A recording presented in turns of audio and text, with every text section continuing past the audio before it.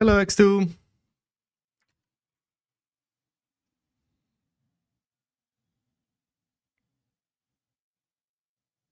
One sec.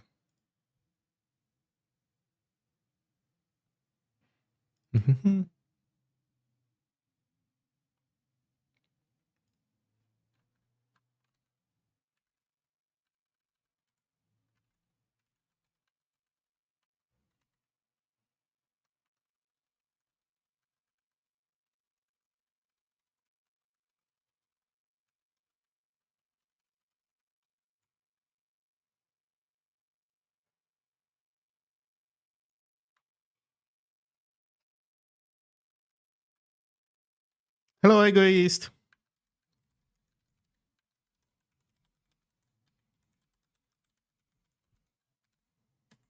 Okay, I think I'm gonna have an extremely short, well, not exactly break because I have to start yet, but I'm gonna need just a moment to um, grab some coffee and then we're gonna start. The plan is to,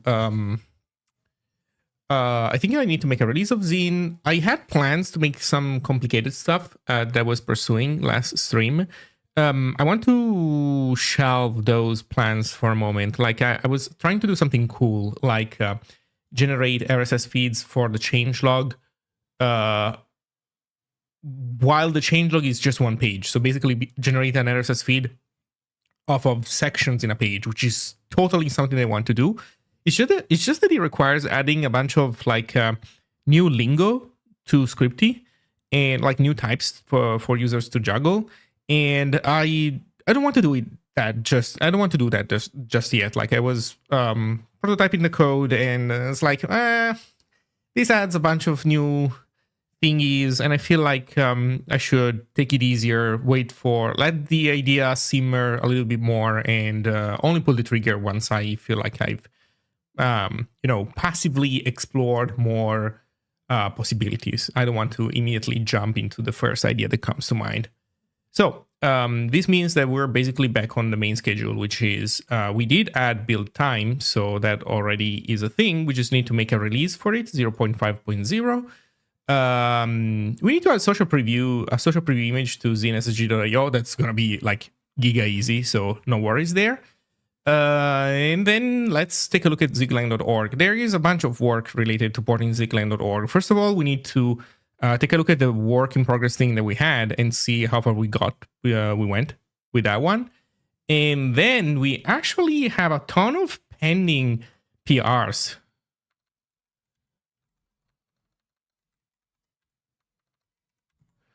And we need to solve those PRs basically before we can actually do anything. So yeah. There's also this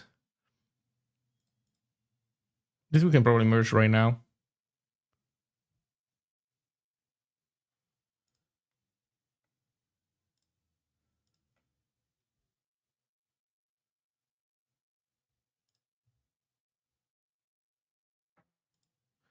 Appetite 0 SVG with shading.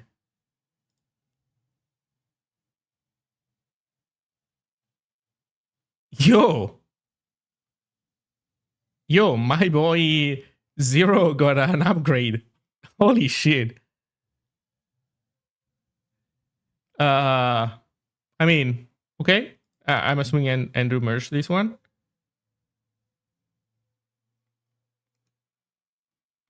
Nice. Can't stay long today. Andrew says something about only issues PRs of devs actively using Z would be considered. I don't have anything on record. Is it worth submitting an issue to consider struct self? Oh, I remember this syntax. I'm sorry. I think I already told you in the past. Like I don't have an actual answer to this. It really depends on how seriously you think it's a good idea. I would say that we can probably objectively agree that it's probably not a, a critical thing. It's not like something like, oh, the semantics for, I don't know, how integer promotion works. And so like there's these hardcore specific, engineeristic reasons why this is totally a good idea. This is more like a thing to taste, I would argue. That said, things to taste also exist, and they are something that make that are part of the language. I think if I haven't, I probably told you this already, but I would say that you should expect that there is a big chance that that APR that is about style will get rejected, because style things like again, it's up to taste, and obviously the people working on the language have their own ideas on what things should look like. I certainly have ideas on what things should look like in my case. But that said, this should not necessarily deter you. So be aware that things are probably not going to be accepted. But if you think it's a good idea, you should make a PR. I hope that these answers everything. Okay, let me go get tea. Oh, sorry, coffee. I'll be right back.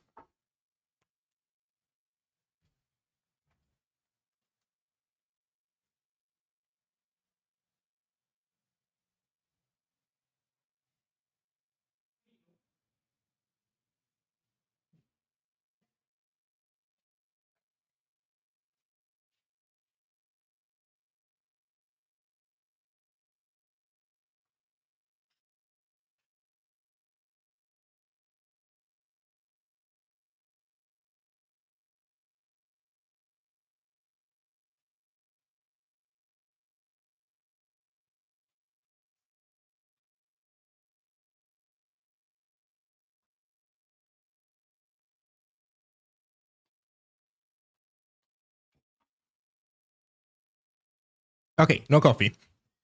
I got a cola instead, so I'm gonna be drinking some cola.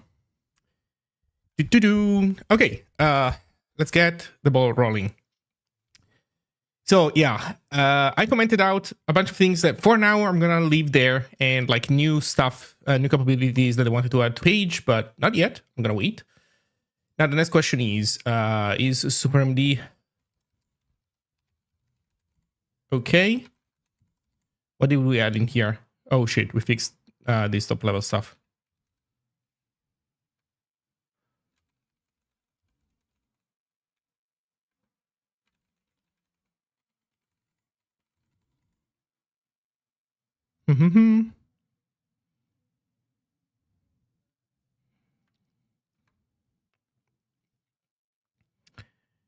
Okay.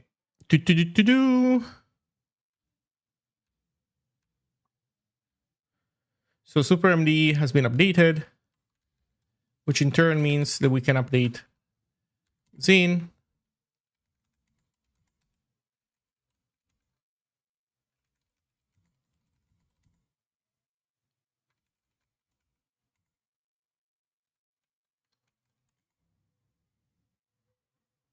There's a 0.5.0.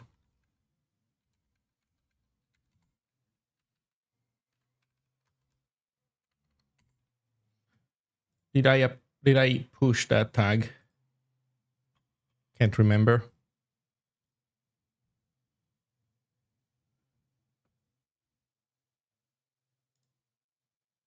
Of course I did. Delete the tag. Push the new tag. Okay, ZineSSG.io. Yeah, we were looking at stuff, but for now, we go to log. We comment this stuff out. We're not gonna do this just yet.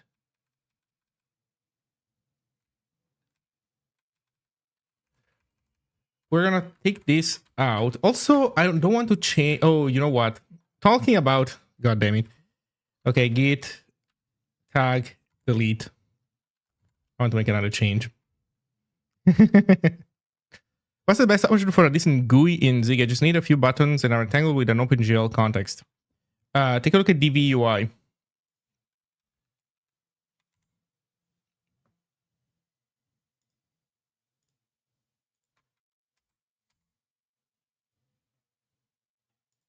Boy, do I need also to fix this rendering issue here with... This has to be on me, though. This cannot be on script, on a Ghosty. This has to be my math going whack. I'll get back to you, Bork. I swear. Sooner than later. But not now. So what I wanted to do was in build...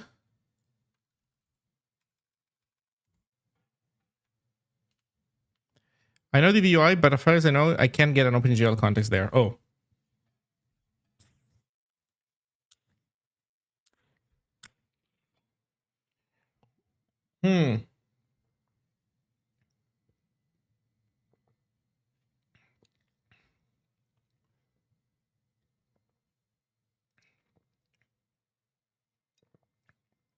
If that's the case, then I'm sorry. I think you need to ask this question to somebody else because I don't have the answer. Unfortunately, I haven't really done any GUI development in forever. So I'm not up to speed. I am confident that if you ask this question in, for example, the Software You Can Love general channel, there will be somebody there that can give you an answer. There will probably be a few competing opinions on what is the best solution, but at least people will be able to point you in the right direction. Okay, so we don't want this to be changed. We want this to be something like maybe rendered.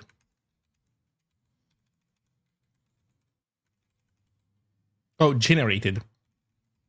Yeah, generated. That's the word that I was looking for.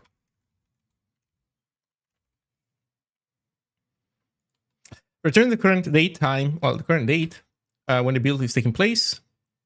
Using this function will not add a dependency on the current time for the page, hence the name generated. We should probably also say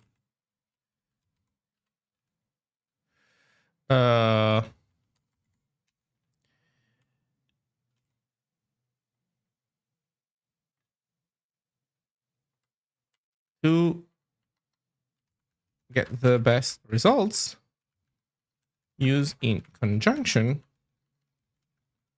with caching.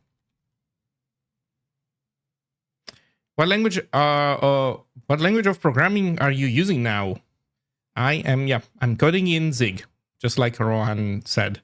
You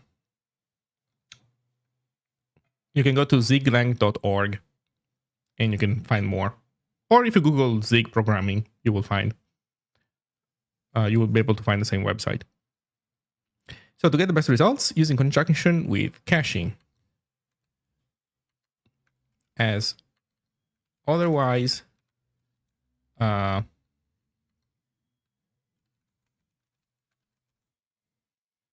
yep, that's Helix. Although, talking about editors, there is an interesting thing happening. So flow control by Neurosite, that's an editor written in Zig, and they're adding Helix mode, like a contributor finally stepped up and PR'd some Helix keybinds, and man, I actually am looking forward to trying flow out. Like I opened it, I took a peek here and there to see how things work. But obviously, I'm now comfortable with the Helix interface, and I didn't feel like destroying my ability to type again to try out a new editor. So, but now somebody's adding Helix mode, and man, if this can be close enough to life, holy shit! And not only it can be close enough to life, but it can also be customizable. Like, I'm not gonna touch Helix. Like, the Helix that exists is the Helix that I'll get, pretty much. Or, you know, maybe somebody can do things to it, somebody who isn't me, which is what's happening right now. I have a fork of Helix that I'm running because Soralicious, who's sometimes he's also here in chat, has a in-progress PR that I'm using. Actually, maybe maybe if we can get the ball rolling with Flow, maybe Solalicious can re-implement his sticky context in Flow.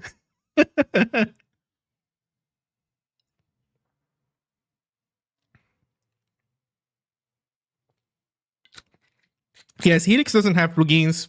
They're working on something like it. They want to have plugins written in Lisp. But I would argue that the main point of Helix is that not exactly that it does not have plugins, but the fact that it has a complete experience out of the box. Like you don't like you open Vim and it's very bare bones, and then you have to customize everything.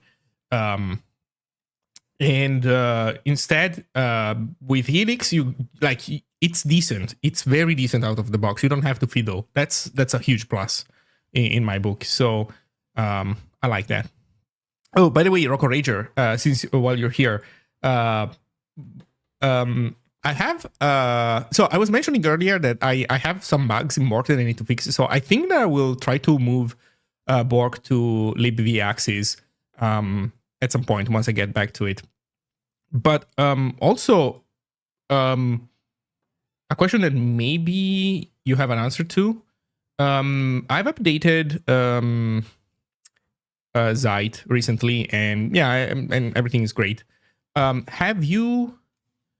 Has anybody written like some kind of like higher level library based on Zite by any chance? So you know what? This is like this is a very lazy question that I'm asking you. In this sense, what happened is that I saw that the JavaScript is getting a new time library thing. What do they call it? Temporus, maybe?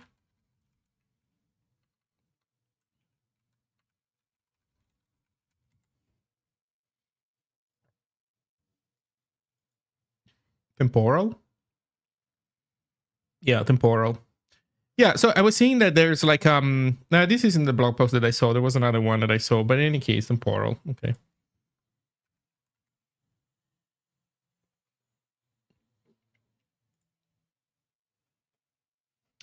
And I saw there were like some higher level thingies. They also have a new datetime string format, which is nothing crazy. It's the normal one, but then the string type accepts a time zone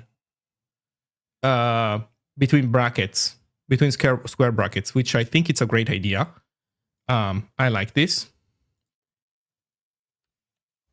Also, another thing though that I don't understand is why do they support both this and offsets? Like, what is the point of an offset when you have this? Well, I guess you could say, well, I'm applying a random offset to the original date for some reason that has nothing to do with the time zone, which would be weird, but maybe that's what you're doing. They're separate standards. You mean ISO 86 something something and this guy? I mean, but if you're attaching this guy to the end, you could also say, you know what, fuck offsets. Because my point is that the offset is RFC for internet time. What? You're saying that this is internet time? And so there's an RFC for this string format. Well, not string, like date format. And then there's a different thing for the temporal stuff.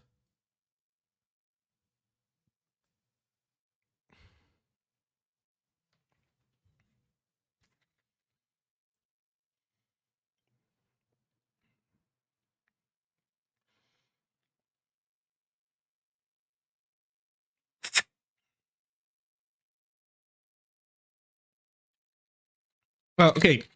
Okay. You know what? Maybe I can refine my question a little bit more. Confused by the question. There is an RFC for opinion bracket time zone name. Okay.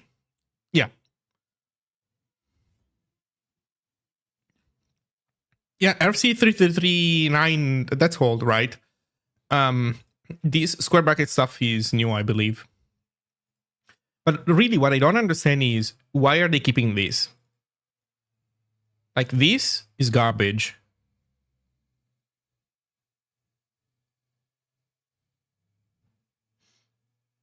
This should not be allowed at this point. Like, you want to put an offset? Yeah, you tell me where.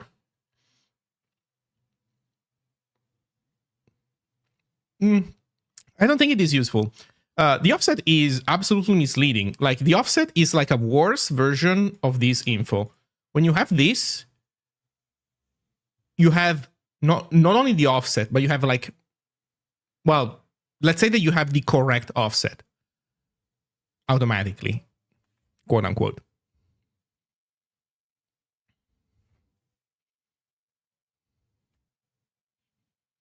Doesn't the offset for a reason change with daylight savings? Yes, it does.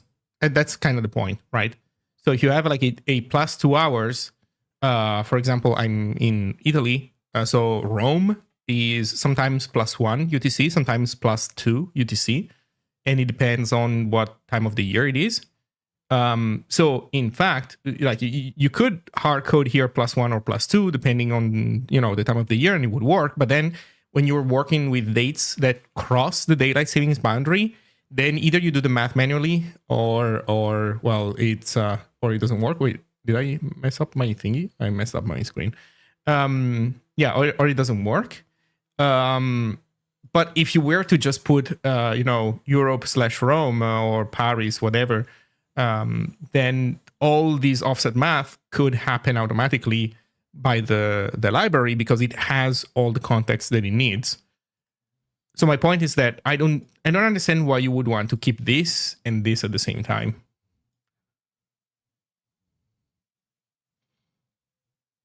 Also because they could go out of sync. Like, what happens if I do, I don't know, +7 Europe/Rome? Like, what?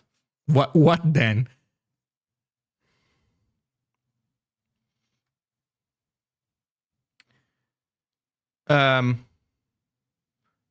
Refines AppSculpt folder offers +720 customizable CRUD app code base combinations. What? No? Okay, I'm leaving.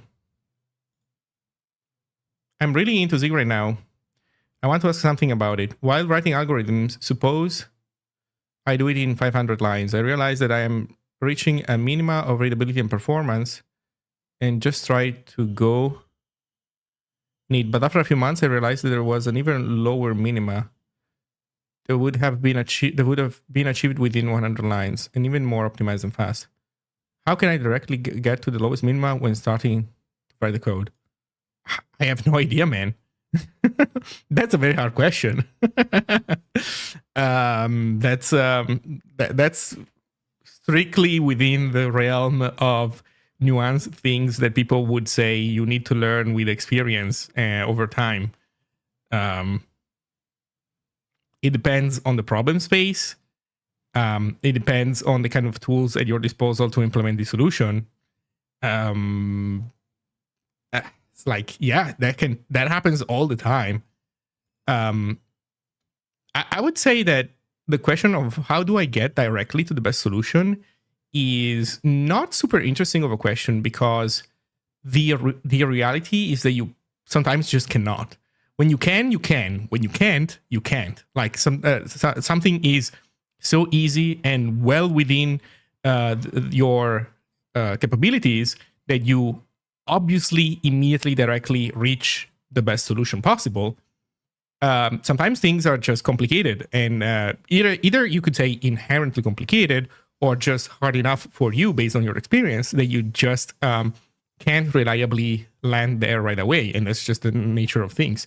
What I think is more interesting is the question of how hard is it to climb towards a better solution after you implemented a suboptimal one. And while I don't have a handbook like a 12 rules for programming or something, I do think that Zig is pretty decent at allowing you to tighten the screws of your software after a while. Like, I have been cutting corners a lot in Zine, for example. And over time, things have started with a certain level of quality where I knew that I was programming something that was not the full solution. It was like a more slightly simplistic solution that would work mostly, but certain things wouldn't handle. And I was saying, you know what, it's fine. Let's continue this way, because then I can, get experience more of the working product, and then I can understand more things. And then thanks to that, I can understand better what the design direction should be. And then I can always circle back and improve things and iron things out, etc. And I think that there are languages where if you have that approach, like if you are not a Jedi, like if you don't have, perfect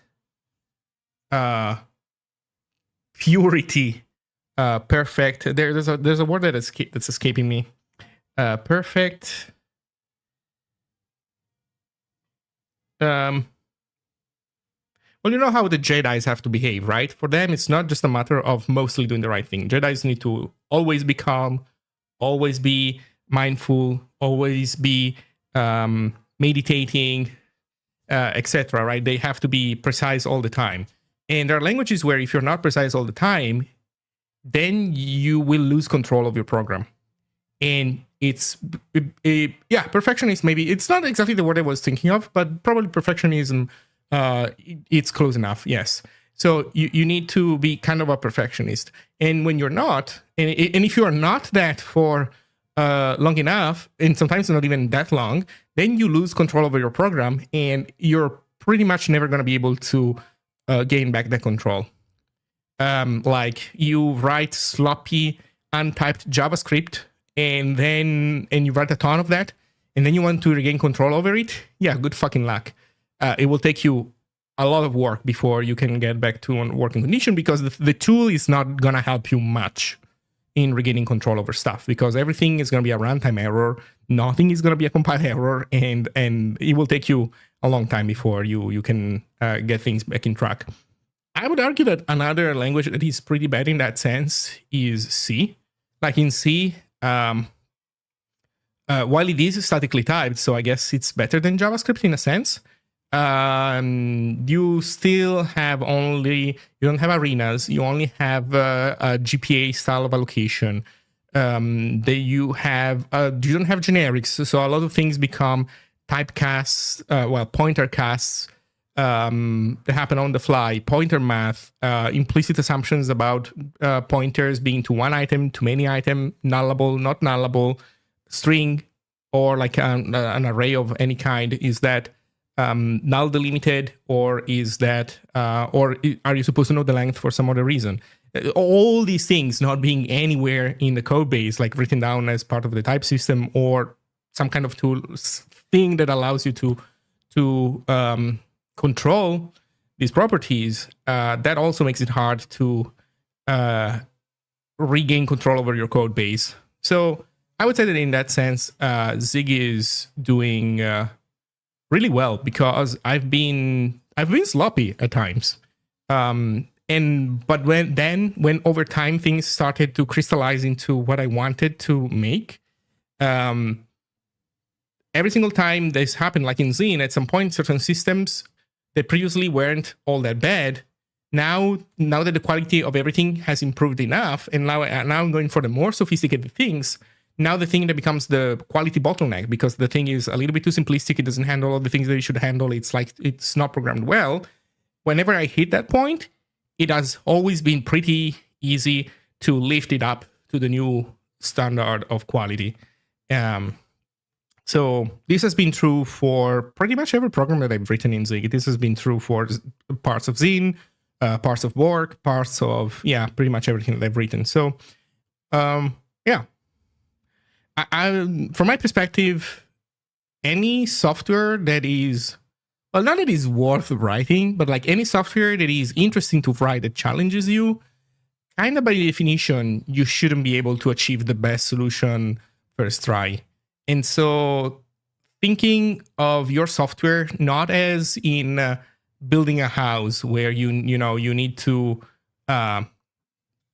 do the exact steps that lead you to the correct final product as originally envisioned, but something more like growing something organic, where by design you have things that as the thing grows, you have certain parts of it that by design are not the final thing. They are like a stepping stone. Like I don't know, your I don't know what do you call, what are they called in English? The teeth that fall off when you're a kid. The teeth that are not your final teeth, your temporary teeth. I think that software that is complicated enough should be thought of something like that.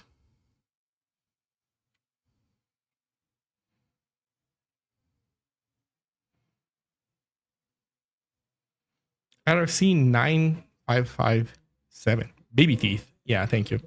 That's a reasonable way of naming them. Although, well, okay, you know what? That's fine.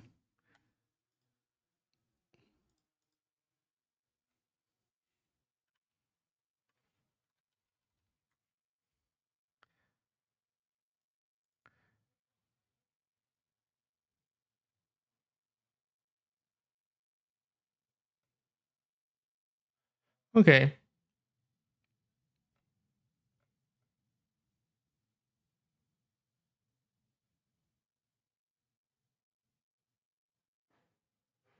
Registering keys for extended information tags. Oh no.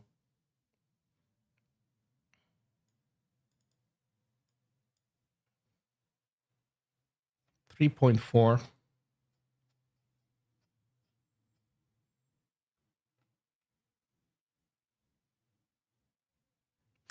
A timestamp can contain a time offset value that indicates the offset between local time and UTC. The information given such time offset value can be inconsistent with the information provided in a time zone suffix. Why? Why can't it? Why do you even allow this shit? For example, a calendar application might store an ADF string representing a far future meeting in a particular time zone. If the time zone's definition is subsequently changed to abolish daylight saving time, then the strings that were originally consistent may now be inconsistent. Yes. In case of an inconsistency, if the critical flag is used on the time zone suffix, an application must act on the inconsistency. If the critical flag is not used, it may act on the inconsistency. Why are people that make standards like this? Why are they like this?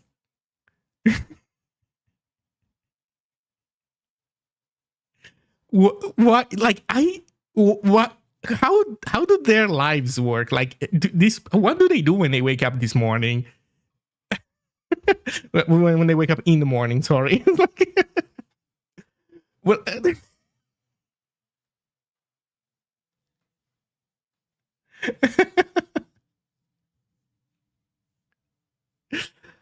acting on the inconsistency may involve rejecting timestamp or resolving inconsistency via additional information such as user input or program behavior. For example, the IDS timestamps in figure 1 represent blah, blah, blah, blah, blah, blah. However, blah, blah, blah, blah, blah, blah.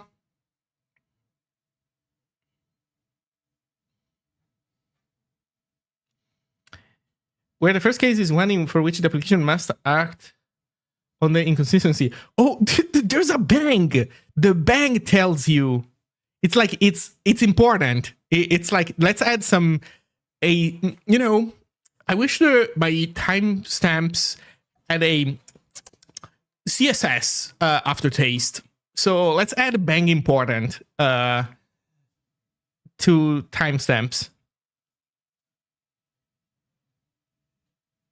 And the second case is one for which one may act. Why can't you just remove this fucking piece of garbage information? Just take this out. Just remove it, man.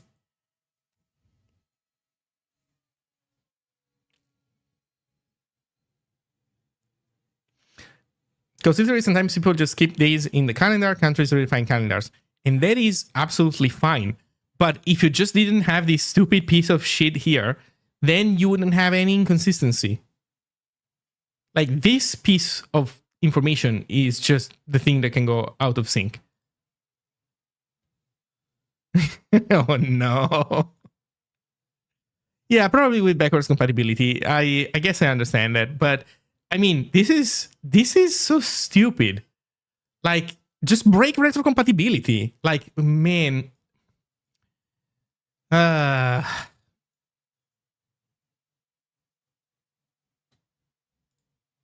Stupid ass bang.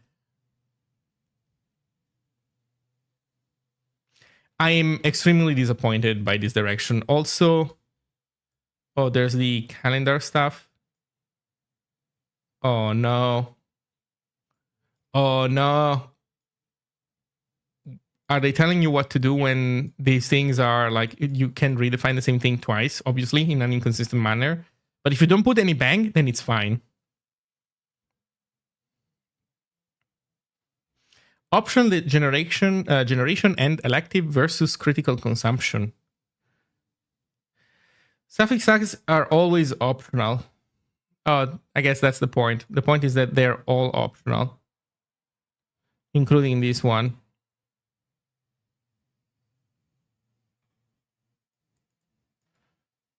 Yeah.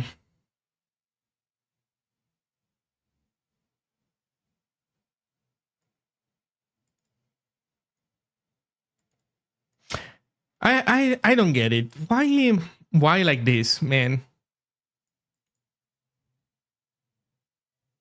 Why are they like this? Okay, Rocco Rager. I think I have a. If you're still around, I think I have a. Oh, let's see. I think making a temporal like higher level API would be good. I'd probably make it in the same repo, but separate module to avoid long dependency trees, though. Maybe. Yeah.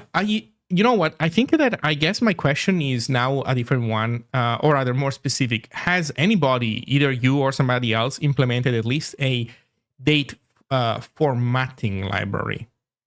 So something that specifies a string format that you can provide, that a user can provide to specify string formatting. I don't know if you remember, but I still had the open question of how do I let user specify. Nectro has one. Okay. I'm guessing that probably she has one with the more standard like POSIX style. I don't know if POSIX is the right word, but the one with like percentage Y. Usually Nectro tends to prefer those kinds of solutions.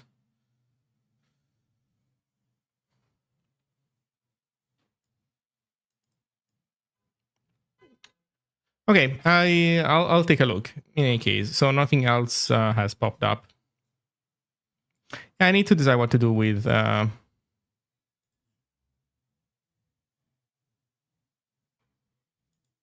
just discovered this week the format can have custom strings, so I started thinking about it again. Yeah, if you define a formatter, then you can do whatever you like. You can have your own logic that observes what you put in between the curlies. Haven't had any brilliant ideas. Okay. Yeah, I don't know. I personally really like how Go does things, but other people really seem to hate it. I actually don't really understand why people hate it. But in any case, it's not just a few people. Plenty of people have expressed to me their extreme distaste for how Go does it.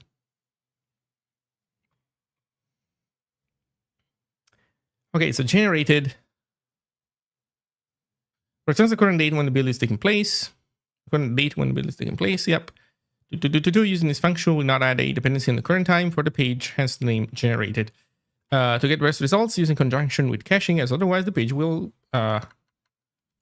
be regenerated anew every single time.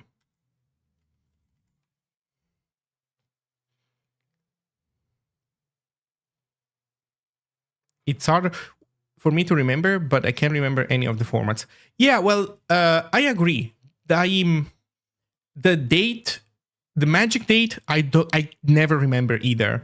But then you see it somewhere, and by seeing that one example, you know pretty much all the things that you can do. Like you don't have to learn, okay, but I want to express, I just want the month name, but 3 letters lowercase, or like without the first letter capitalized, or the first letter I want capitalized.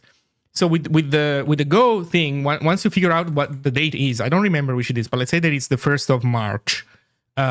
So you know that you do Mar to specify 3-letter month name, or like maybe it's a Monday, so you do Mon for Monday, March, or maybe you want the day of the week to be uppercase.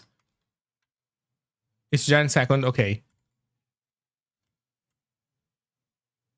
But you get the idea, right? Well, instead with the year, month, day thing, you see one example, but then to know how to do all the other things, you have to read more documentation. With the Go one, you can extrapolate how to express the various combinations from seeing it once.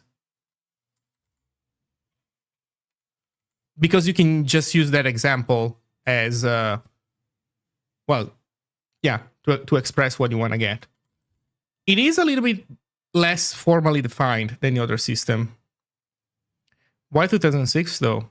They say that was that date is the date of the first commit of Go.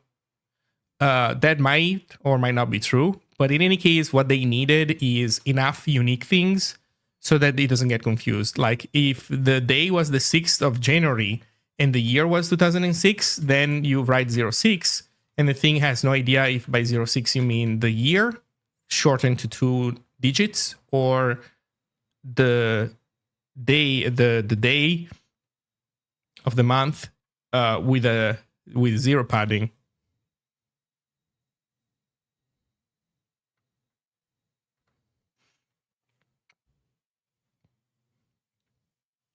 So basically, what they wanted to make sure is to have the numbers be unique enough. That was certainly a requirement for picking a date. Then after that, I mean, I do think though that, I don't know if the actual full date really is true to like really is the real commit. That could be, probably not, but that could be. But yeah. Oh really? Is it really defined like this? 3, 4, 5. That's funny. Zig Package Manager when? What do you mean, dude? Zig Package Manager already exists. I'm writing a static site generator. Guess what? These are my dependencies.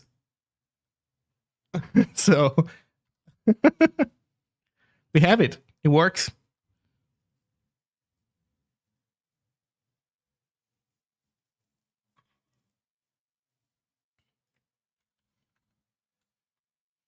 Yeah, in Zine though, I never implemented it fully though.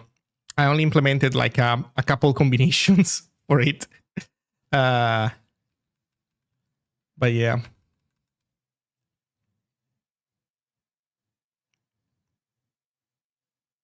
Yeah. Yeah, it is 3 p.m. and it has to be like this, right? I believe, because by doing that, they can also know, I think, if you mean AM or PM. That's maybe, I think.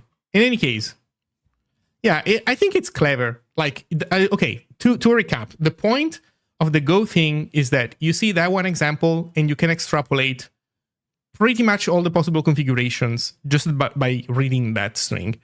You want to do the same with YMD, that's not going to be enough. You will have to consume a lot more bytes as a human being to know how to do things.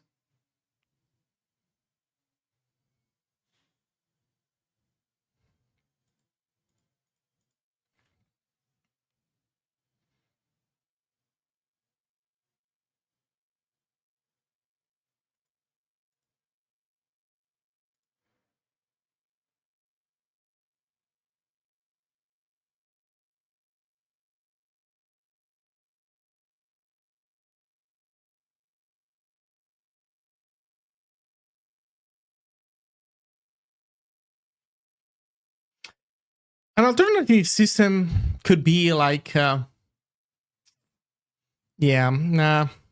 I think this one is pretty good. It's not perfect, but it is pretty good. Anyway, so generated, blah, blah, blah.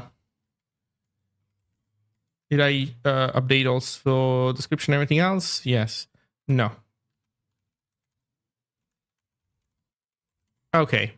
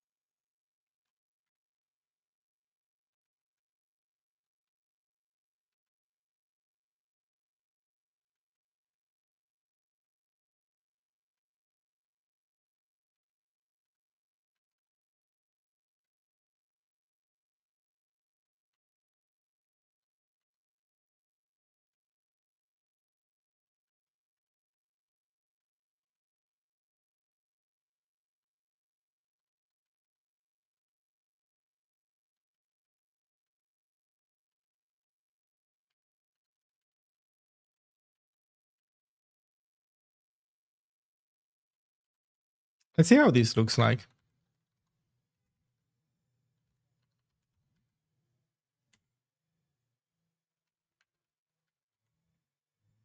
Oh, also, let's regenerate docs.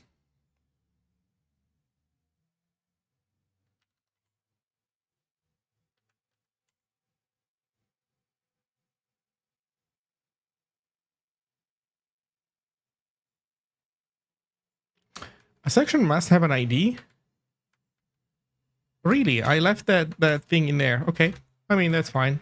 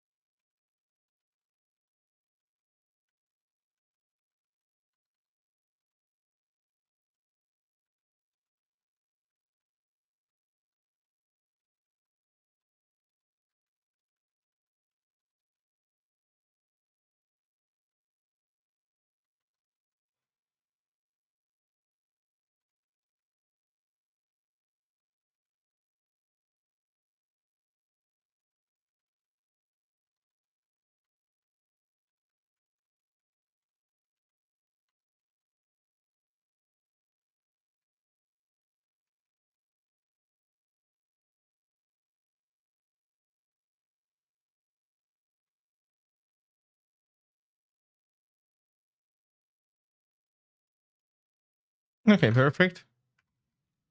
Date frequent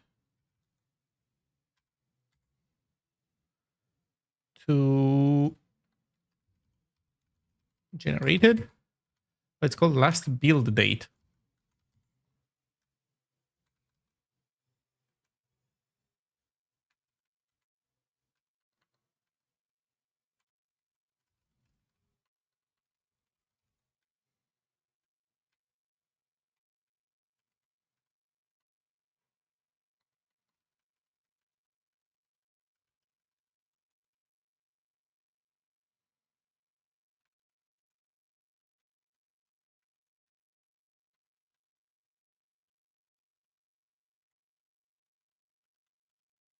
Hmm. Just leave it at that.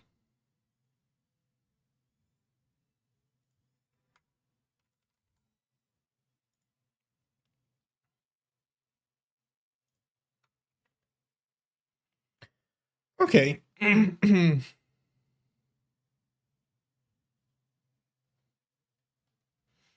we're gonna leave it as is. There's at least we can deep link. We don't have an RSS feed for it yet, but that's fine. I kind of like how I'm able to maintain the old styles of entries in here. Like, this is how it all started, without uh, any commits, and just like, yeah, these things. Unfortunately, it's not generating the copy button anymore. That regressed. We should try to see if we can fix it. And then we switch to tags. And now we're switching to just collecting the tag thing at the top, and then linking to the version. Everything is going to be a version now. And like the thing evolves over time. That's nice. Okay, let's do another thing.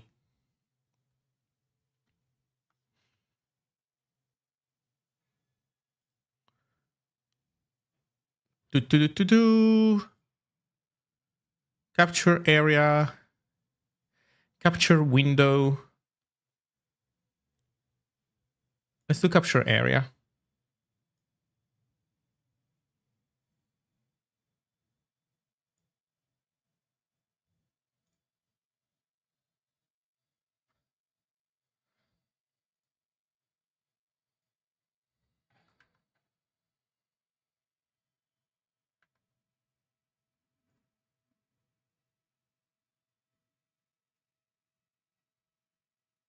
Okay.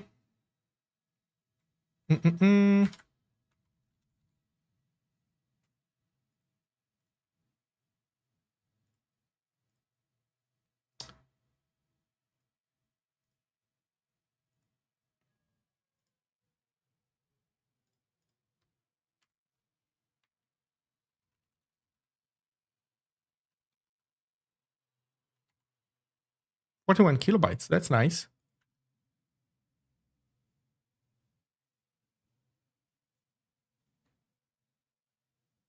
Pretty nice. Okay, let's see if we can add it as a thing.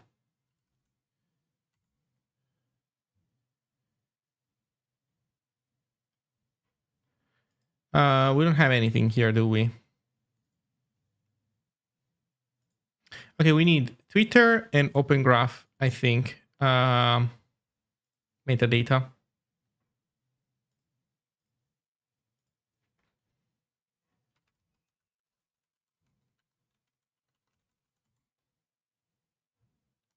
Card validator.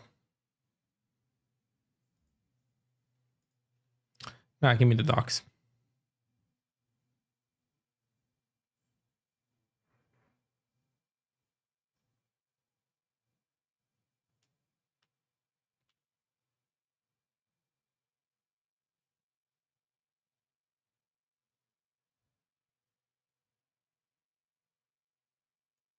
There we go. OG image. Wait, no Twitter image? Only OG image?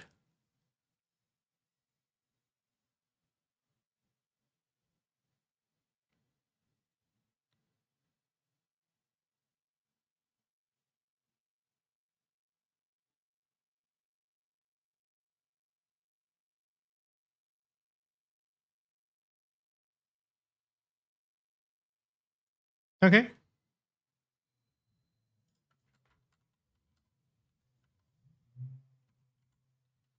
Oh no. These evil people with their stupid self-closing tags.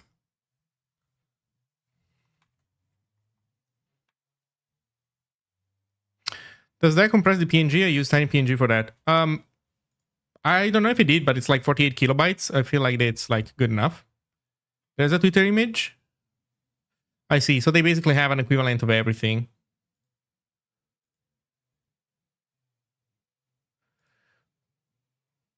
What is the content thing? Summary, large image, up, player. I guess we want summary, large image.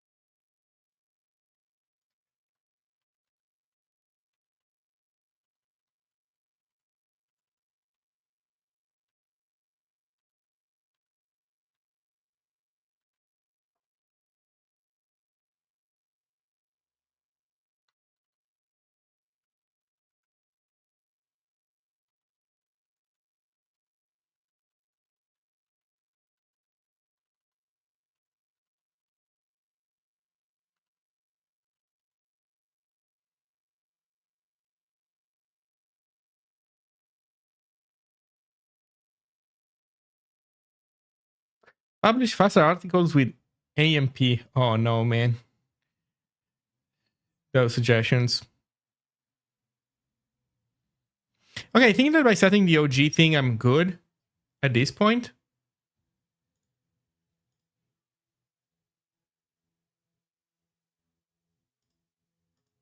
So we build, so everything gets set accordingly. I think we're good now then.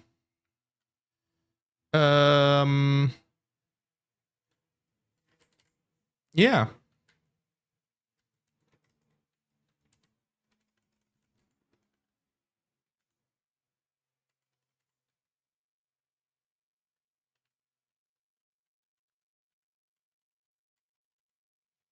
Let's push and then let's try the thing here after everything has been deployed.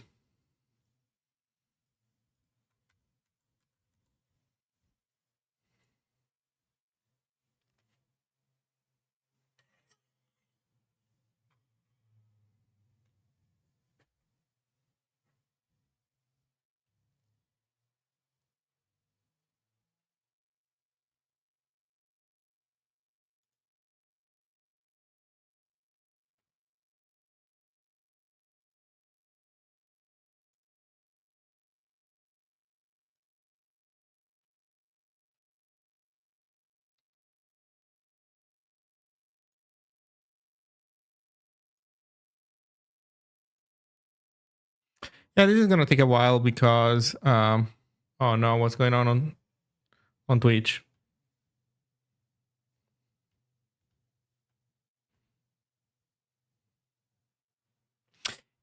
If only there was a way of like recognizing when these idiotic bursts are happening. If only Twitch had the resources to invest in recognizing this kind of behavior in their system. Oh well. One day, huh?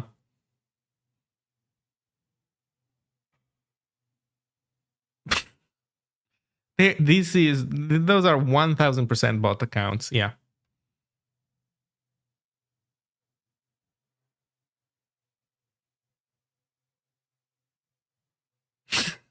Look, what the heck?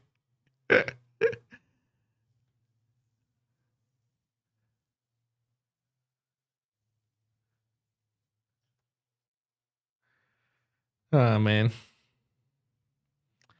Okay, so website deployed.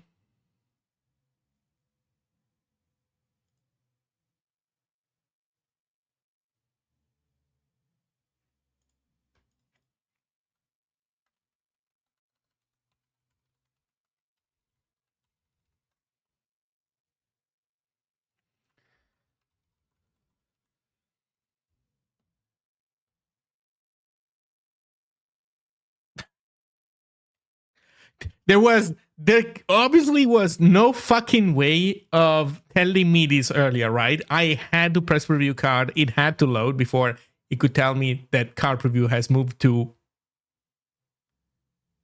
a forum page.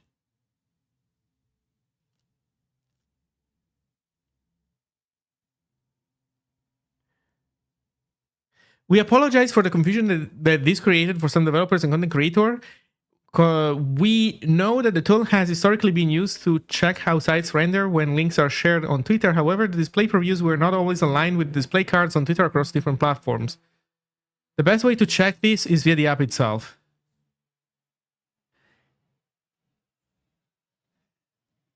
Oh, yeah, let me check that link. Holy shit, man.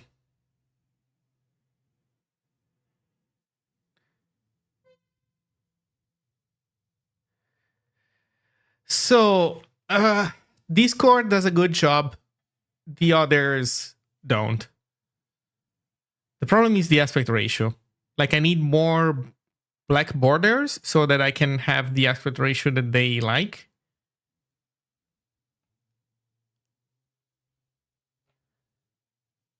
That's kind of disappointing.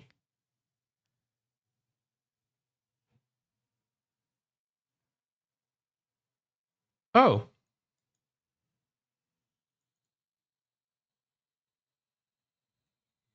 Oh, it's giving me also the Twitter version of these things.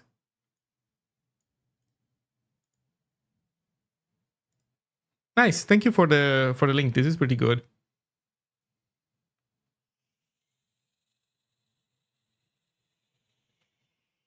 Oh, so I can change the image. Nice. Like I mean, here in the preview, so that like we can we can try things out. That's so cool.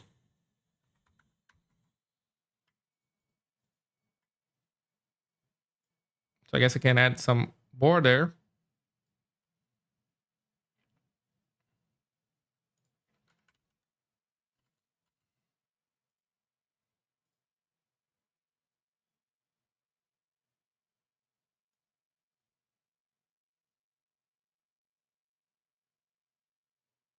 Yeah.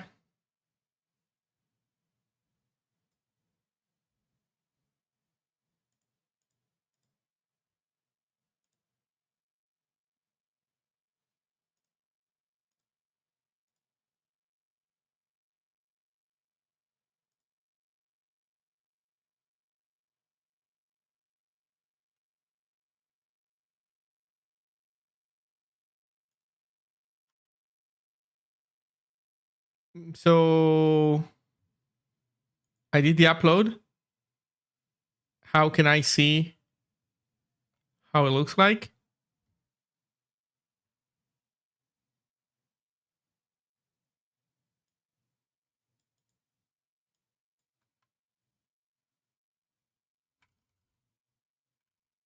So this is the updated image? It is not. It hasn't updated, man. Have I uploaded the wrong image? Maybe I did upload the wrong image. Maybe it's on me.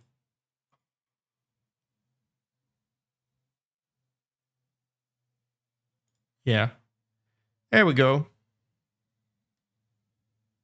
So this one works better.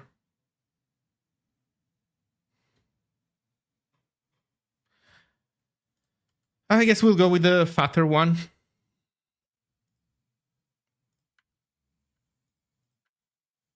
Or you know what? We could have like yeah, no, whatever. Is it out not centered? I did it you know, in a non-scientific scientific way, but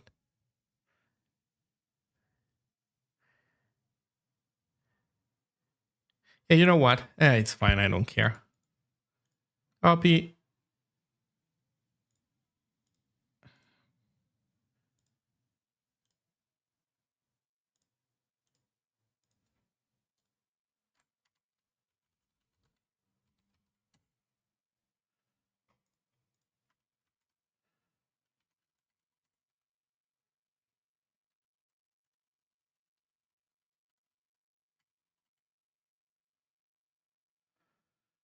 Okay. Let's take a look at the Zig website and the PRs that we have. Okay.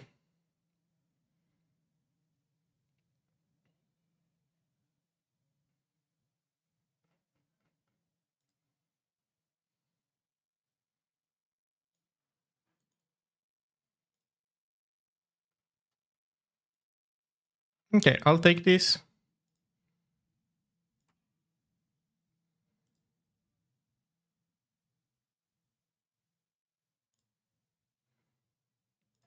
I'll take this.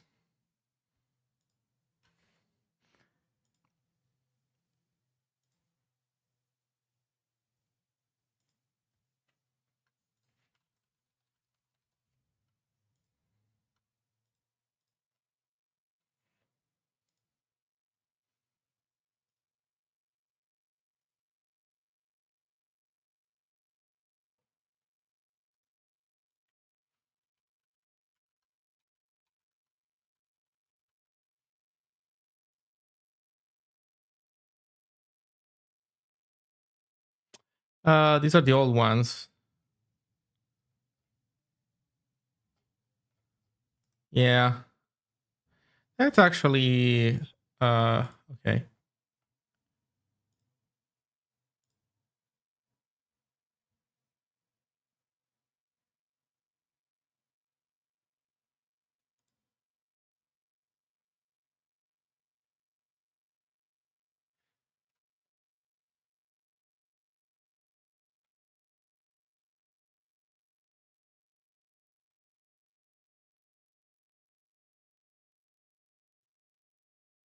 Huh? Nectar approved this license, these changes.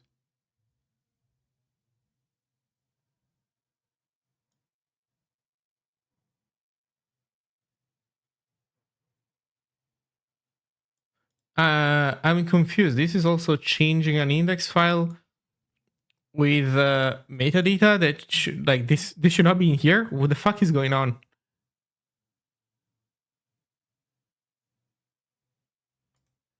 I don't understand this PR. Compress PNGs.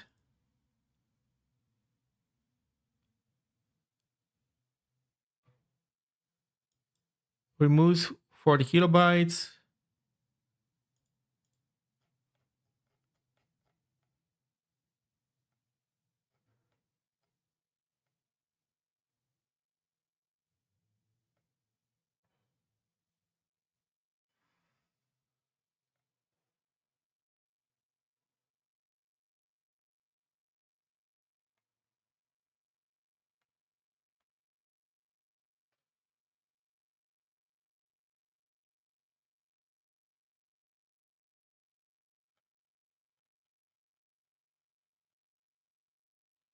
I mean, it does save 500 kilobytes on this image, but that's pretty much it. Also, what the heck is this thing?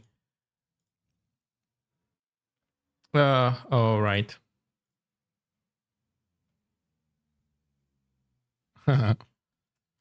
Whew.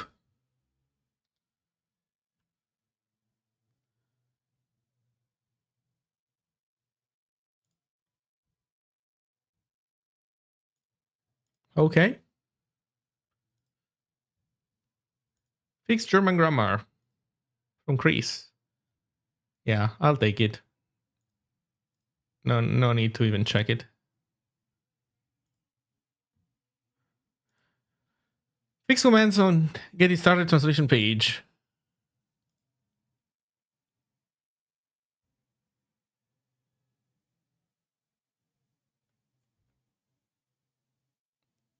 Zig init exe. Wait, we have that now? Fuck, should not have done that.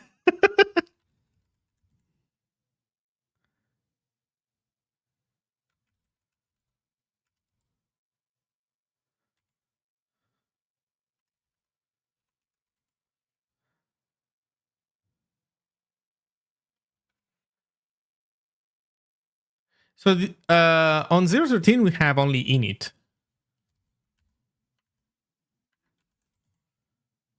Does new Zig have anything else? No, it's just init. Oh, right. Init exe is the old one. Right, this is just moving everything to init. Right. Okay, I'll take it.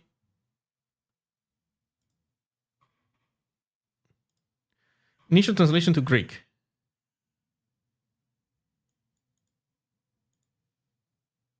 Two months ago. This PR is a work in progress still. Oh, God. Whew. This is going to be tough for this poor guy. Update ID translation of learn / guide, apply proper formatting, fix typo, and minor rephrases.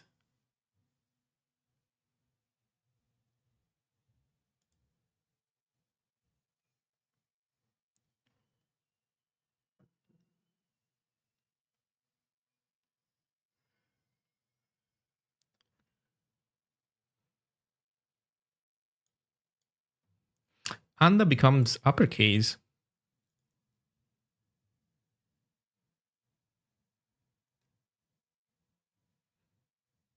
Okay.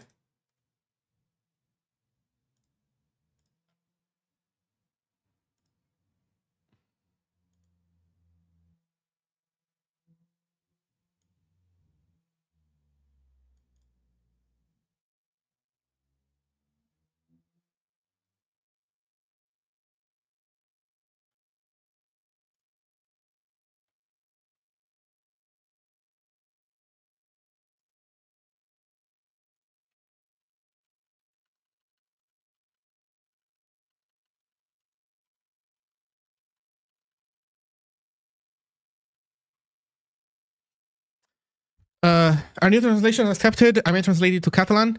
Yeah, for sure. Wait for the right. Heartfelt recommendation. Wait for the right.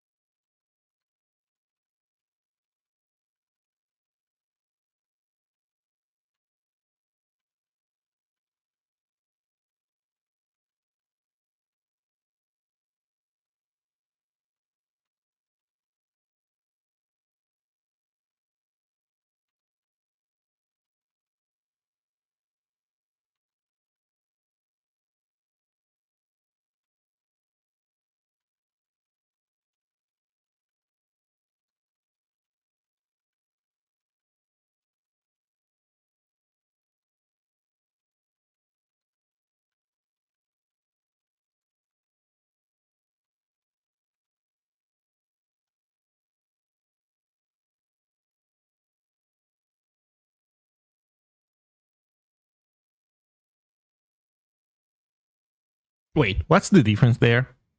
Oh, the last ideogram is different. Okay. Yeah, there's no okay. There's no way for me to really be able to check this stuff. It's like you just have to trust that the person who submits the thing is doing something that makes sense. But you know what? Just for the heck of it. Maybe I shouldn't ask Google. Like maybe Google actually isn't really that good. Um, you know who might know better? Good old Chat GPT. Log me in, Scotty.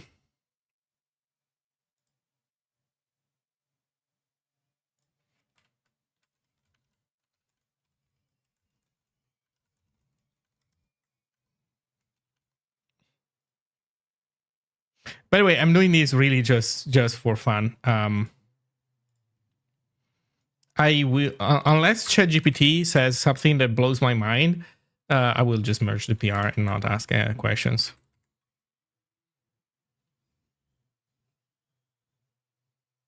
The difference between these and that in Chinese lies in their meanings and grammatical roles. Yeah. Refers to a person who maintains or protects something. The suffix, the thing that changes indicates someone who performs an action or holds a role. For example, he is a protector of the environment. While the second one, which is pronounced pretty much the same, except a different inflection on the E, is maintaining or is protecting in an ongoing sense. He is maintaining the equipment. Okay, so this is past. And this is like present tense, in a sense. No, this is like a role. This is present tense. This is somebody who is performing an action. This is somebody who has a given role. Man, okay, this this difference is very, very subtle. uh,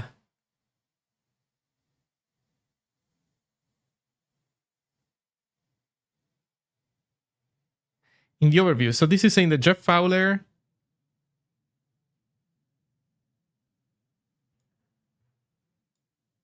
So from has the role of maintainer to is maintaining to maintains. Look at the summary.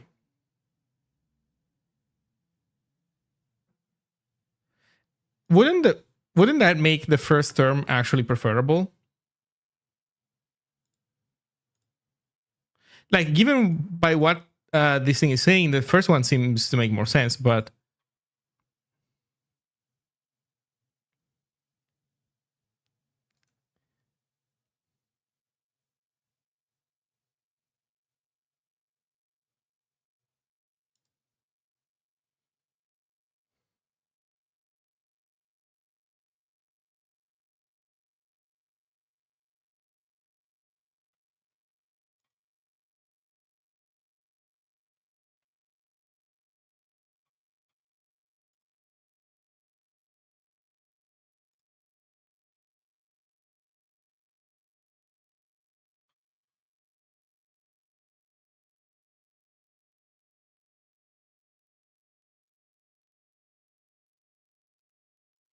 okay.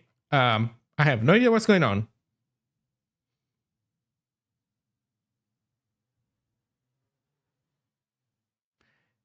Wait, December the 2nd, 23, September 3rd.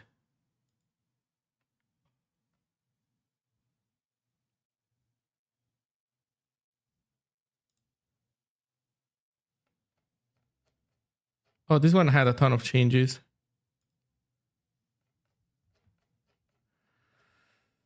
Man, yeah. The problem is that I'm in a position where I have no fucking clue of who's right and who's wrong here. Oh, this one had the diff doesn't even load.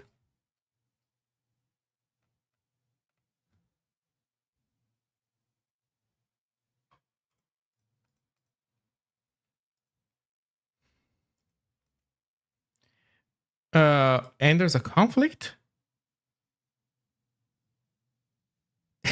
wait, dude, like and you're giving me as the conflict git? God fucking damn it! I mean, oh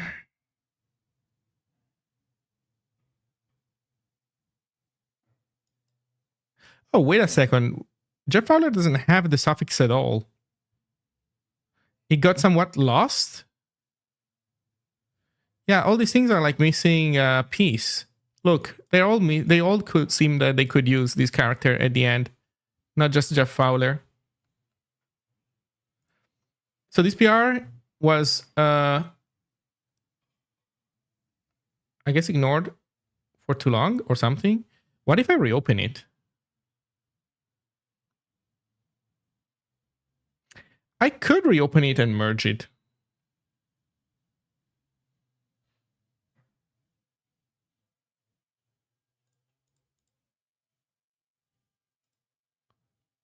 Although I think that this one, probably most things that were in the other one were also in this one. Okay, this is getting too hard. You know what I'm doing? I'm gonna resolve a conflict, merge it, and then if they know better, then like if they know how to make it better, they will make it better.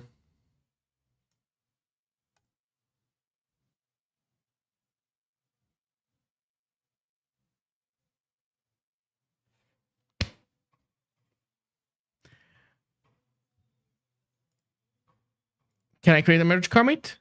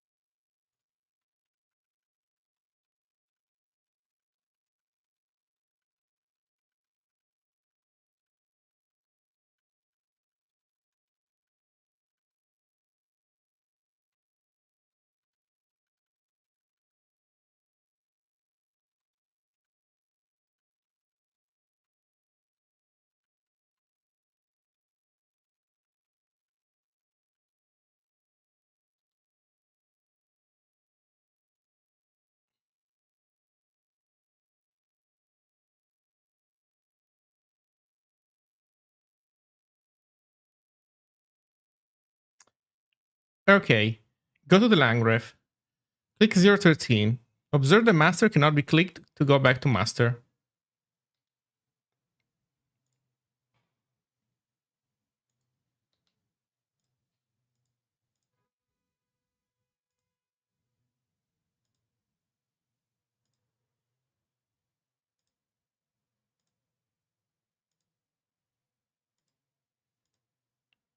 Uh-oh.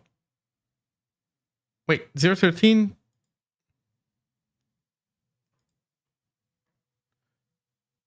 Okay, I need you to stay here.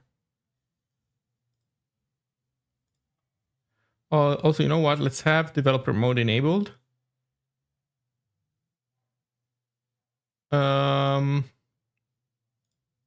Okay, show me.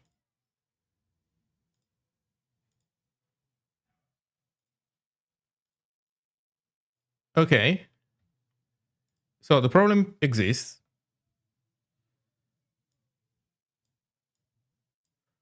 Yes.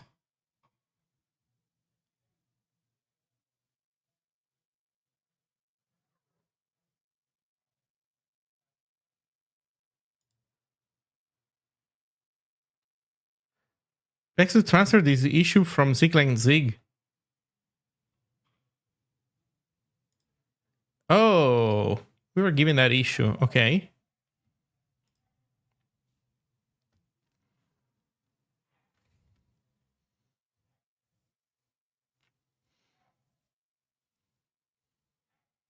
Okay, so this is fixing the busted stuff, but what the fuck is this?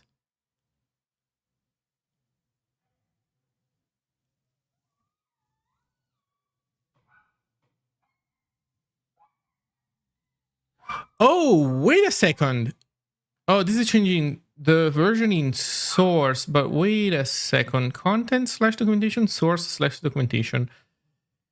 What's in the source? Yeah, documentation. Oh no.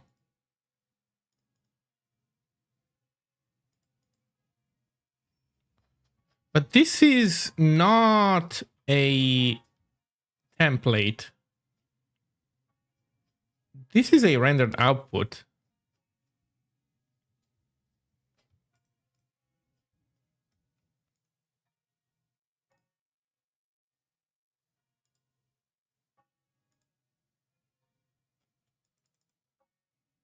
I'm actually not sure what is the point of source in here in this website. Uh, haven't given it some love in a while, huh? And it shows.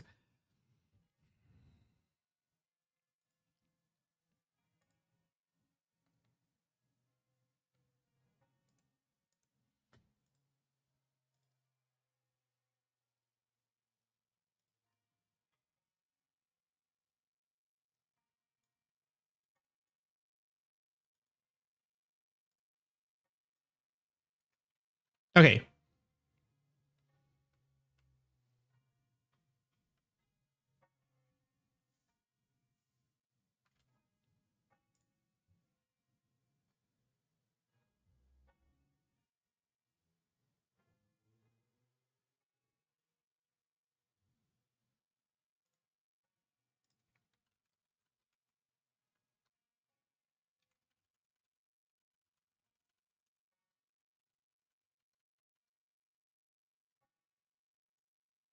Zero 12 has the same embed, really? I mean, something that sounds like source.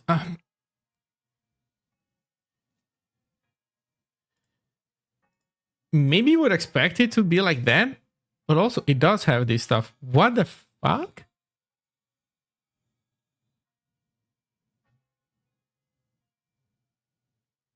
Shouldn't it have more examples of that? Not just that one?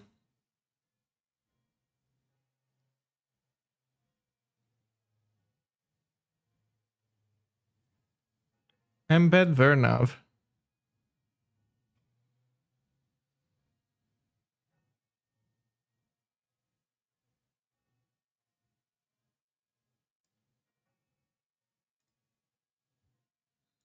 You know what? We're merging If somebody if it's wrong, somebody will complain. How does that sound as a strategy?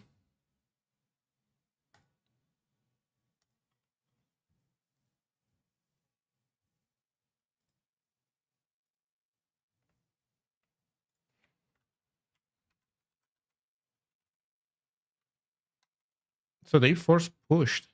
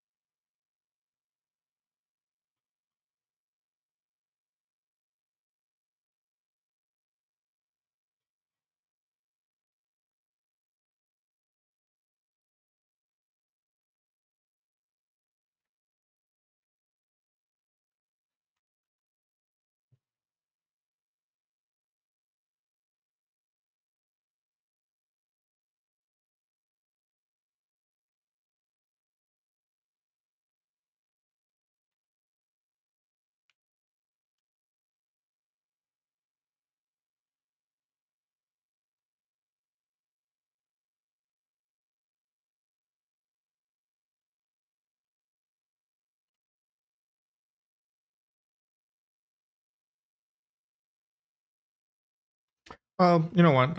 It's fine.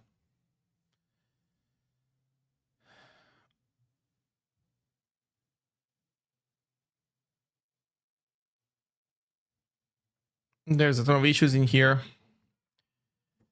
Let's not address those now. Let's take a look at how we're doing build wise. So these seem to be going fine.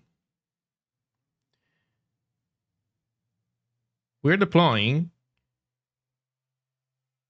I think I would like to also update the GitHub sponsors list.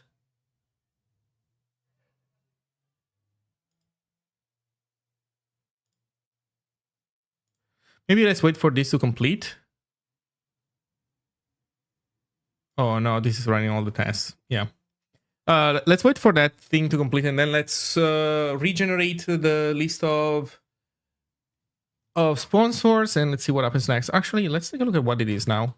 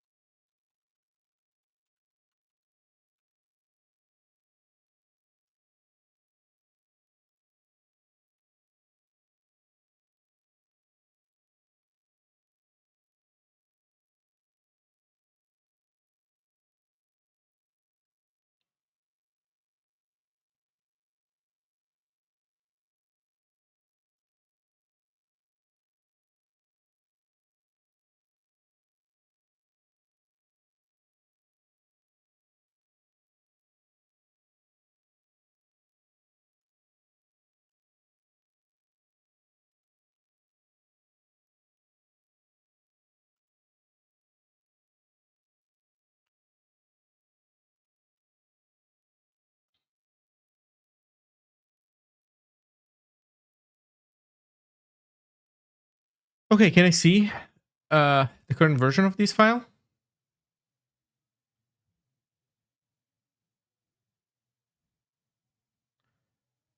I guess this is the last one.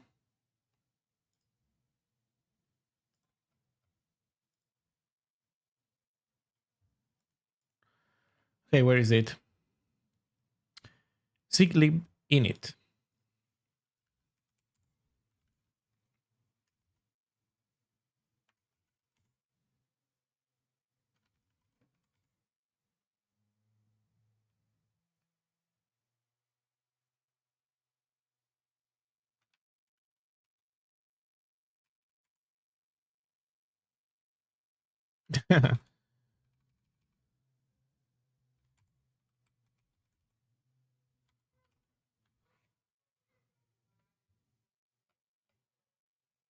Okay, I think that this is very different now.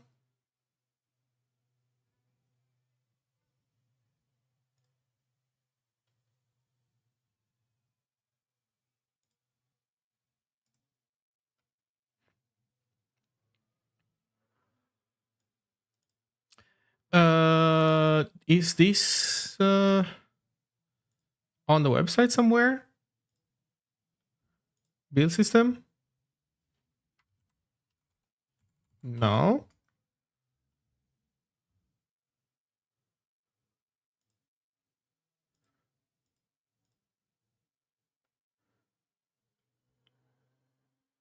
Maybe in the getting started page? No. So we're good?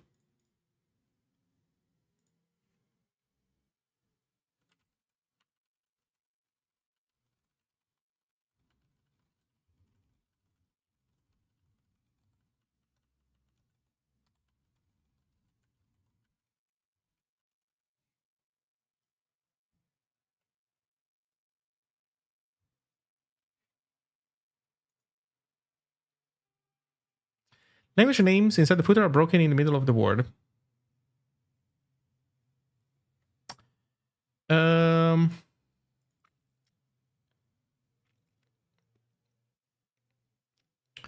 fair. Was this ever PR'd?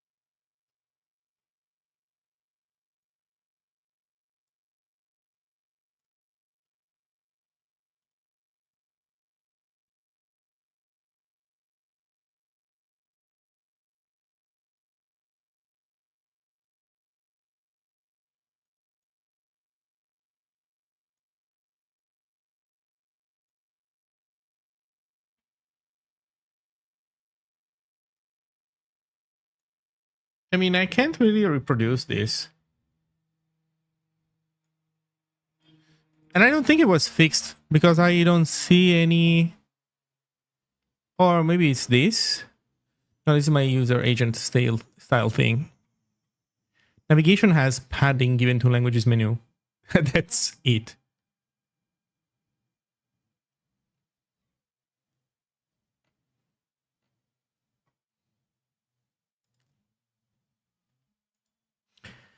Okay, so the problem with this work is that making changes to you know what, we are gonna basically make that change to our local checkout of the Zig website. I think necessarily. That's how it has to be. Give me a sec. I'll be right back. I need a quick restroom break. BRB.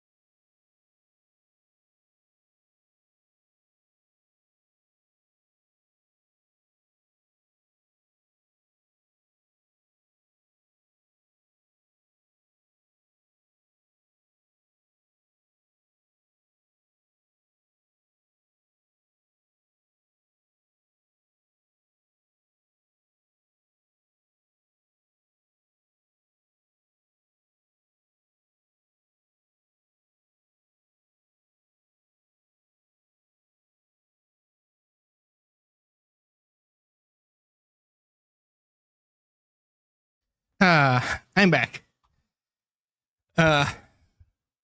Hey Ben, hello. But here's I congratulate you on the Zine Alpha. Thank you. I don't know if you're still around.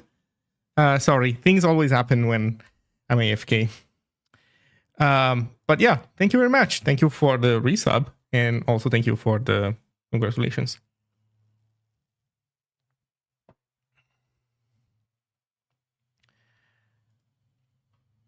Okay, so we were looking previously at the website getting deployed, which it did.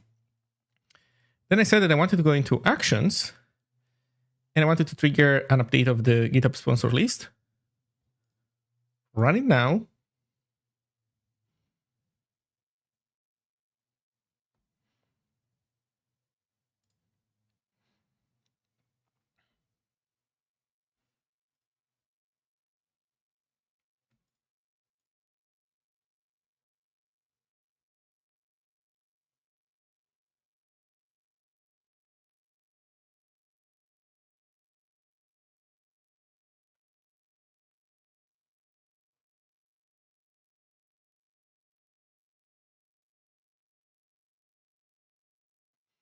Oh, that wasn't even that long ago. That was 3 minutes ago. Okay, so hopefully Ben hasn't disappeared already. So this has run. Oh, this is running.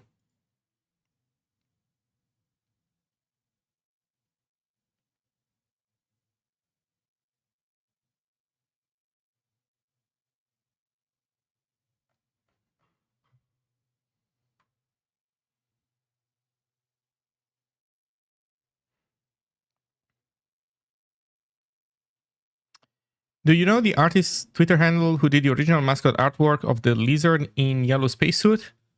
Nope, sorry, I do not.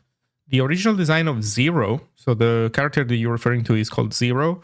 I think that was somebody in Zig's IRC channel. I should know their name. I knew at some point their name, but I forgot it.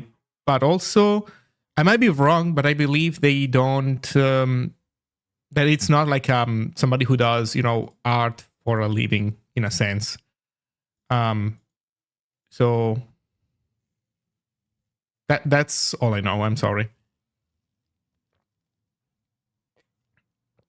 There's another person who did other art, like this art here. Oh man, I'm huge. But well, this one is from JoyMax, but he's not the original creator of Zero.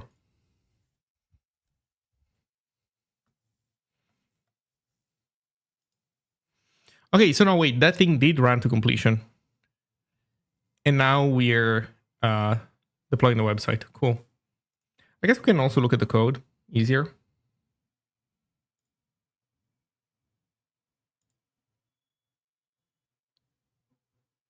That brings back transloaded to where it should be.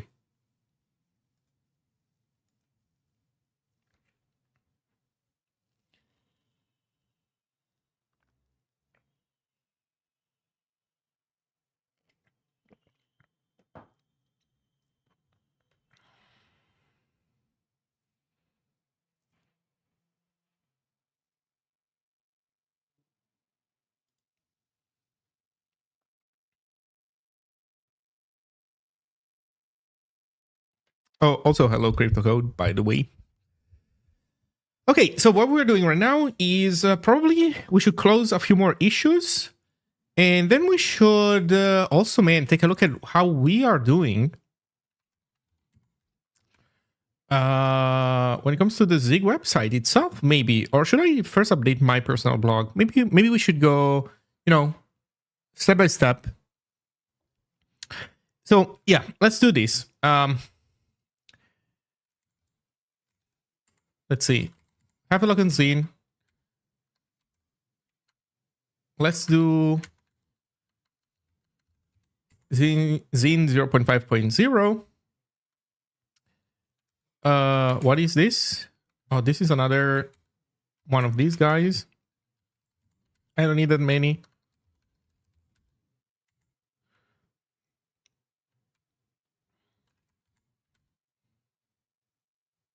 I would expect some errors to happen. Also have a ton of logging. Hopefully it's not too annoying. Let's remove the logging.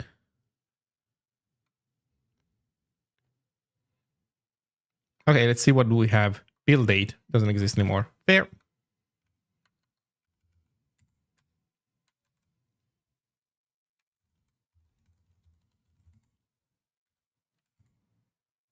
And now we build.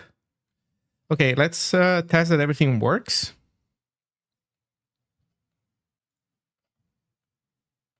This is not centered. This is not centered either. Are those right now represented as they should? No, okay. I've added some new semantics to images, and I think it's time that we do the work of fixing those on my personal blog. So the way this works, maybe we can shrink this, enlarge this.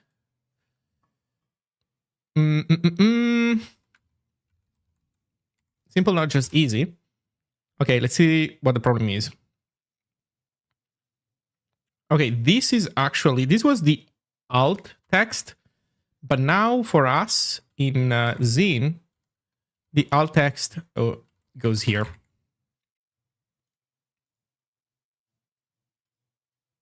So yeah, now it's just an image. It's not a figure. That said, you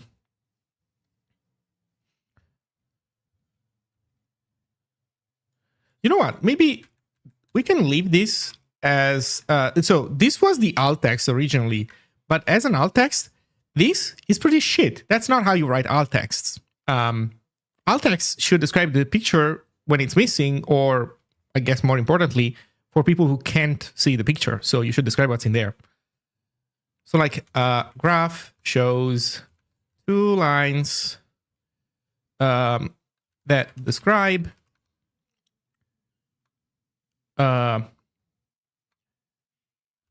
document complexity on the x-axis and effort plus time consumption for generating a document. The lines show word winning in the beginning, where document complexity is low, but then as the complexity increases,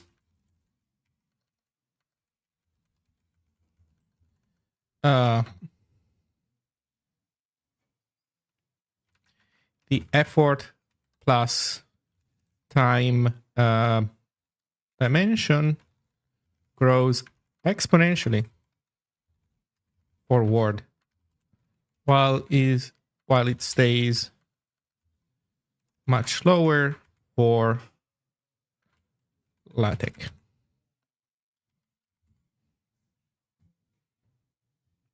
Okay, so these should make this a figure now. Yep. And what we should say is that the contents of a figure should be centered, I think.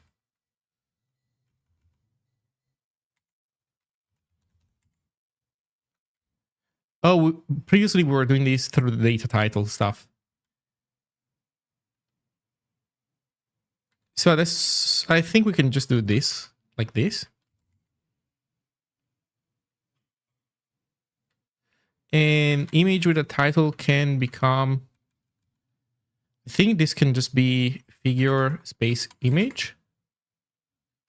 Also figure after. Oh, no. Okay, that's not needed. There we go.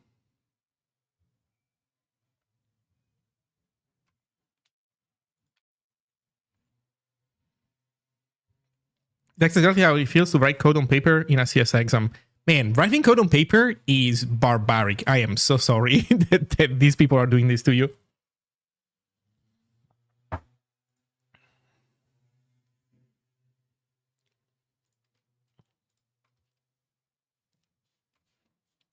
and in Java.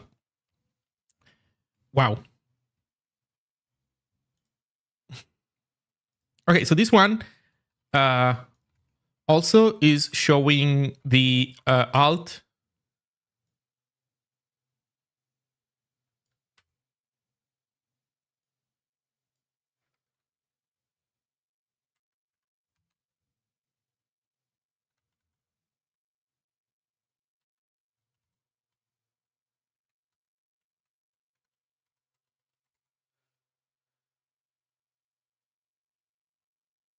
There we go.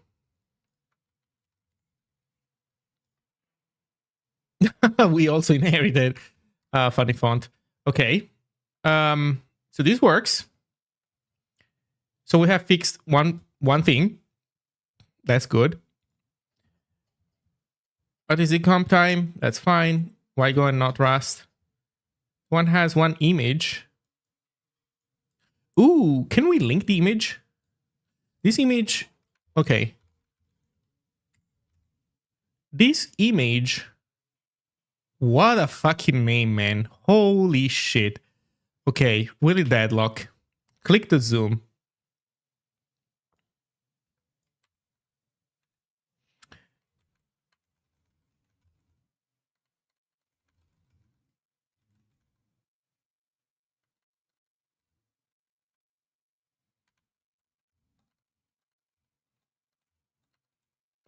Wait, where's my sharp? Okay.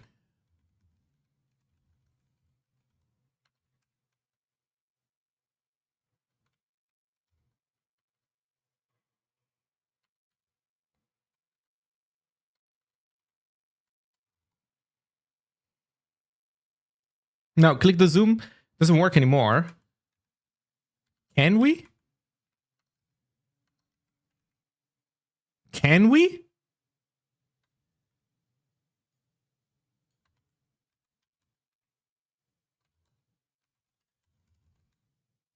That's actually a page asset, right?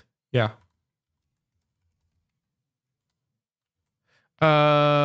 Which is actually just an asset in this case.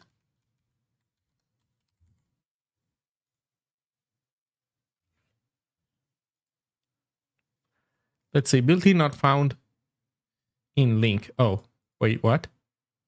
Oh. Ooh. The linking and covers also the text, which I don't hate, honestly. I'll take it. So this is done. This is fine. This is fine. Nightmare.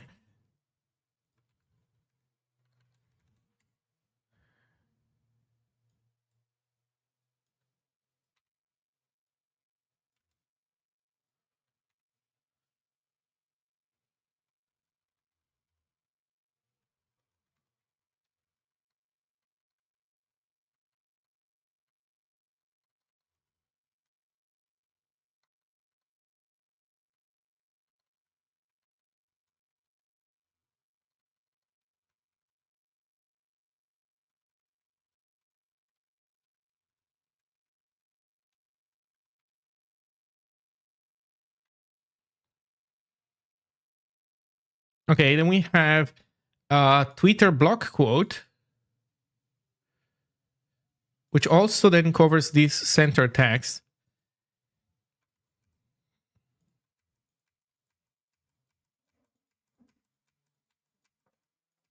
Now this is annoying. How do we do this? What if I add two spaces there and doesn't do shit? Great. I can do BR. I can do BR, another one. Oh, that works. Well, you know what? I think for now we can do this.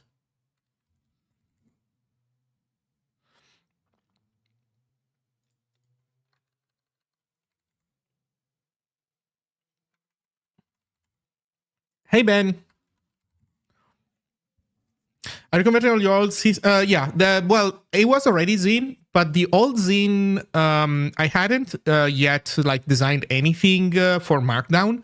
And now the biggest thing that comes to Zine, like the reason why I'm making some noise and just telling people, you know what, it might be a good time to try out Zine, is because I now have properly designed the Markdown side of the equation. Let me show you the like one thing that I feel like is like the most iconic thing.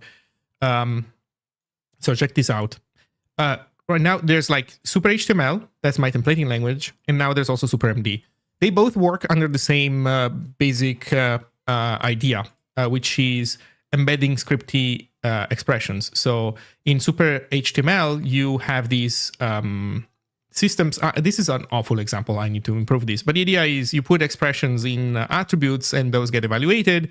Some attributes are normal attributes that just get their value replaced. Some other attributes, by the way, this is missing a colon in front of this. God damn it.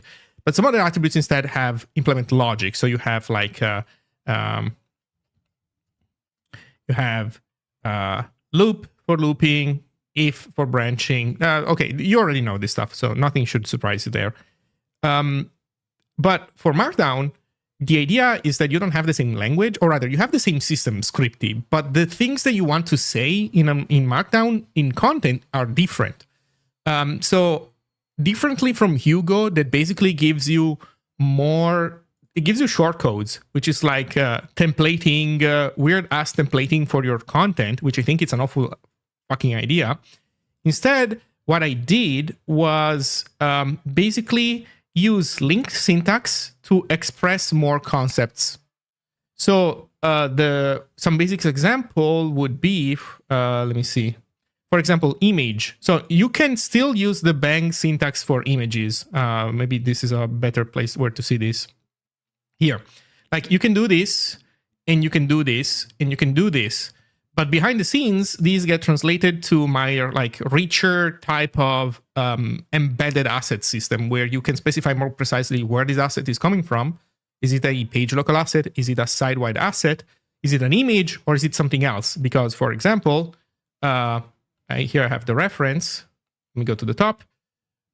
You can define a section, a block. I'll get to section and blocks in a moment. But you can define image, that's fine. You can define video. Like, you can't embed videos in Markdown. You have to resort to HTML, right? And here you can, like it works. I created a video type of element, and you can define its properties. Link, embedded code, that kind of stuff. But what is, in my opinion, the most interesting aspect is this. So let's say that you have a piece of content that at some point, maybe there's like an initial intro, then there's a middle part of the content, and then there's a like footer of some kind. But it's still content, it's not a template. In the middle part, you want to show in a 2-column layout. How do you pull this off? The answer is, with normal static site generators, roughly speaking, you're fucked. Because either you pull your content directly into the layout, or if you want to stay inside your Markdown file, then you either use inline HTML, or if you have something like MDX, you do the same, just with extra JavaScript on top, with a frosting of JavaScript. Or if you're using shortcodes, you're doing the same, just with extra steps. Although, to be fair, this is worse than this. Because in some ways, because what's funny about this is that given how Markdown works, when I learned this, it blew my mind. This is actually a chunk of HTML that is completely malformed, which then gets followed by a block of Markdown content, which then gets followed by another chunk of random HTML. And by luck, they just so happen to match and complement each other in the end, and everything in the end resolves correctly. But like Markdown doesn't even understand that these 3 chunks of HTML are related. It just sees them as 3 separate chunks of HTML, and they just get rendered at random. At least from Hugo, like if you open this row and you don't close it, you will get an error. You will get a complaint from Hugo, for better or worse. So here's how I solved it in here instead. I have the concept of a section. A section can be given an ID. By the way, in my thing, you can give IDs to headings. This is one way of doing it. There's also a section implies also other stuff, but there's also $heading, and you can do $heading.id, and you can give IDs to headings.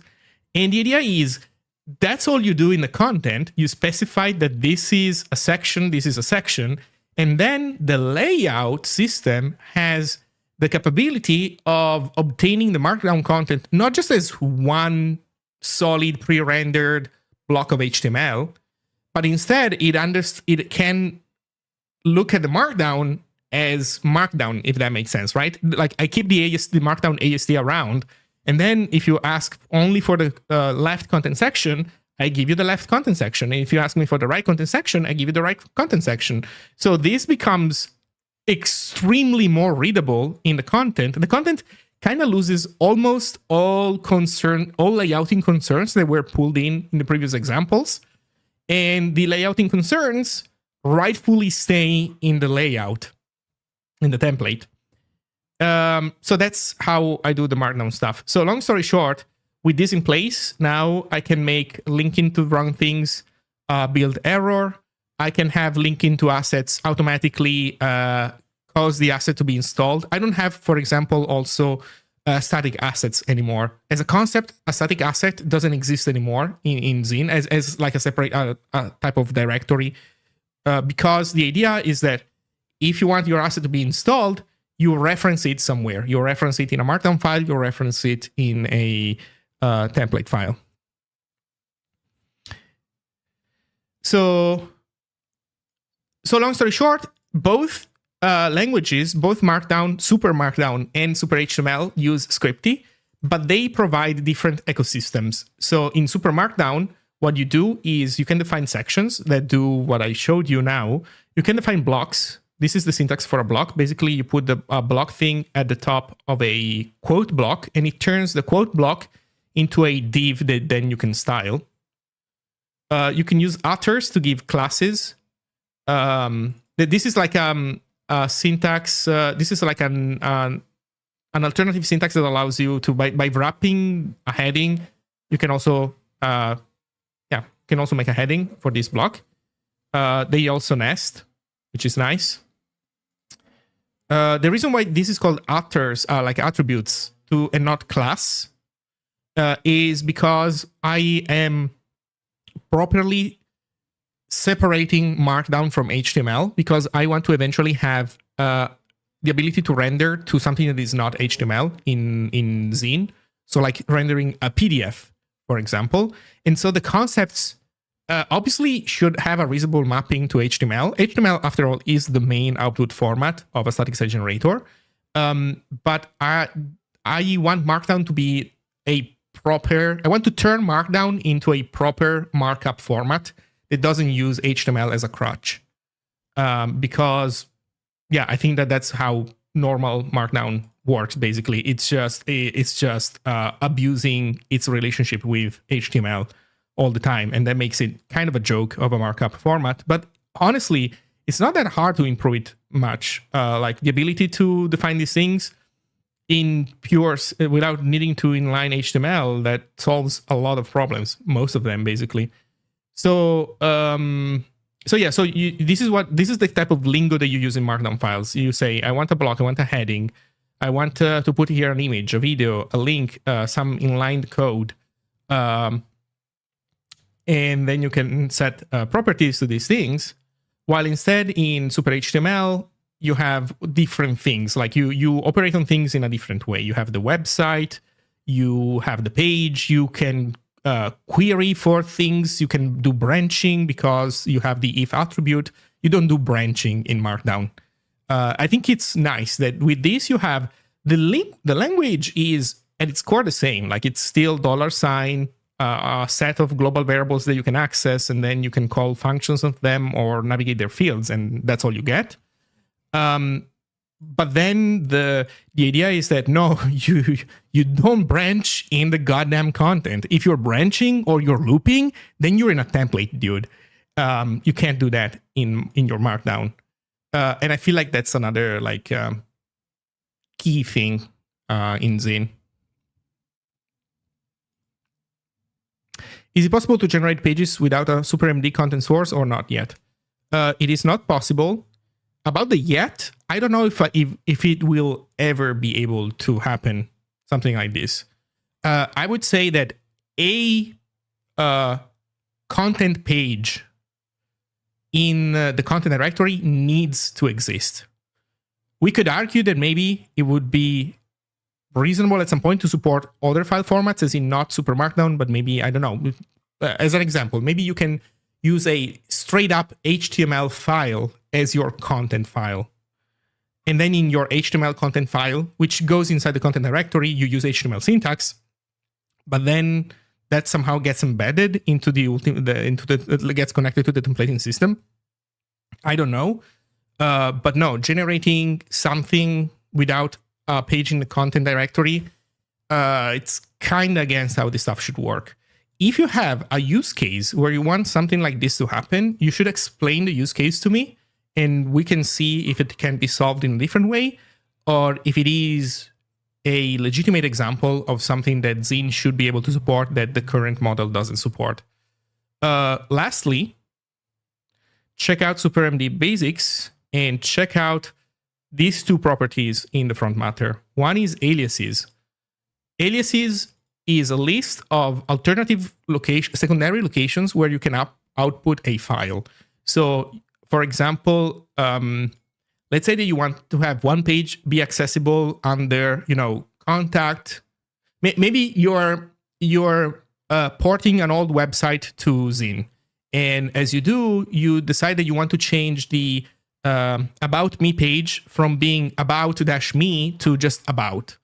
In that case, what you would do is you would maybe make this page be about. So you would call this page about.smd. But then you could say that as an alias, you also output about-me to keep the old link working, for example. In static site generators, redirects don't exist. So the way you do redirects is by copying the same page in multiple locations. That's how it's done with static site generators. A secondary thing is alternatives. The thing is, I often end up with an empty index.shtml because, for instance, I just want a list of blog posts. Okay, so you're saying that you want to make a section. So you want to create a section of blog posts for like a blog section. That forces you to create an index.smd page for the blog section, but then you don't really want that page to exist. Is that what you're saying?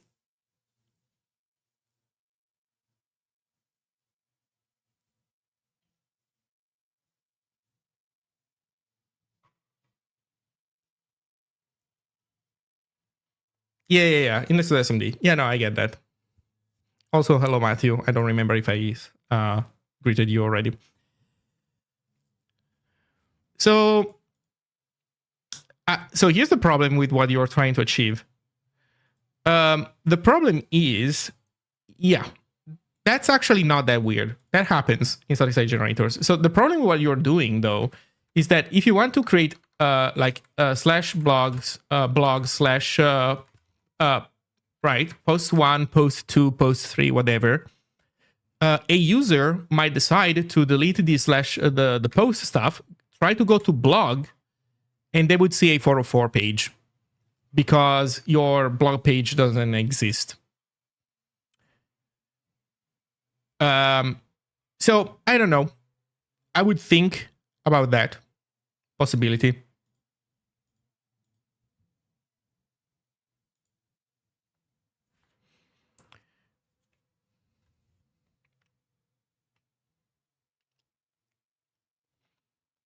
And honestly, if you don't really want to maintain that page and make it nice, I would at least put there a link to the front page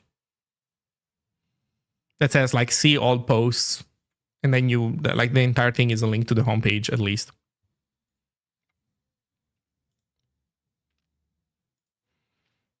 Okay, so we were adapting this stuff.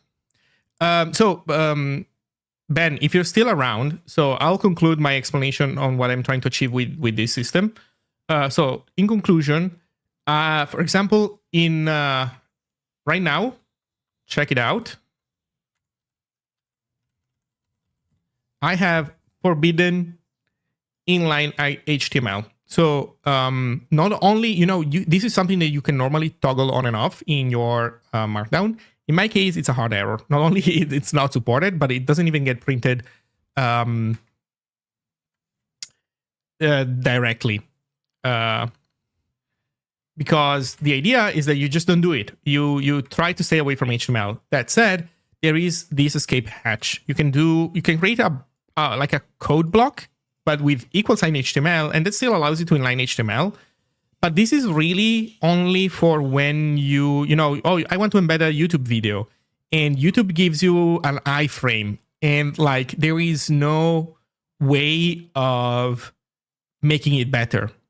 An iframe, the thing has to be, and whatever settings need to be put in the iframe, like YouTube controls that stuff, not you. So we could try to make like a $YouTube thing, for example, if we wanted to, but then what about Vimeo and what about something else? So long story short, this works as an escape hatch.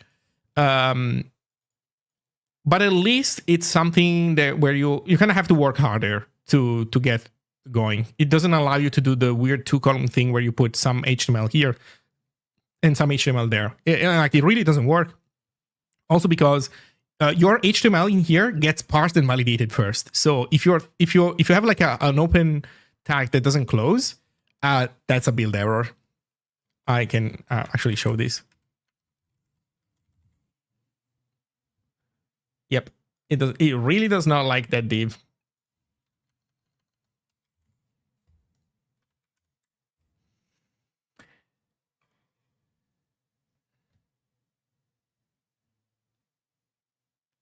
Yeah, and there we go. Here's, for example, the YouTube stuff.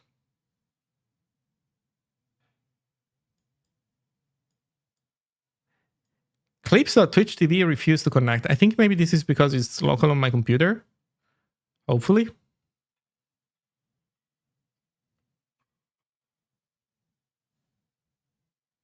Okay, so this works.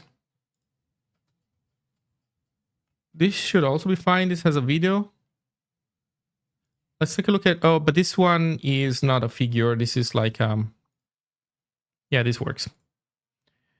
Okay.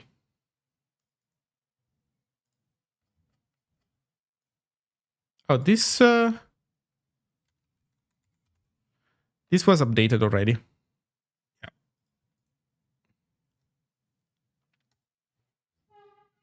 Oh no. Error with permission policy header, origin, trial, blah, blah, blah. Private state token redemption. Playervimeo.com. Uh-oh. Yeah, sorry, this video does not exist. Yeah, Andrew kind of lost his videos on Vimeo or something, so that's unfortunate.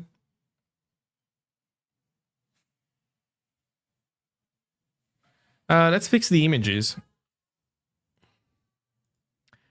So I think what I want to do is kind of treat a P that only has one image as a child the same as a figure. Surely this should not be a problem, right? CSS. Element with only one child selector. Surely this will not be the colon only child pseudo class selector.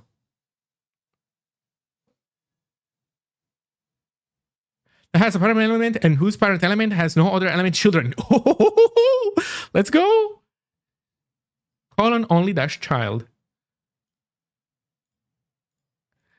Oh, I love CSS.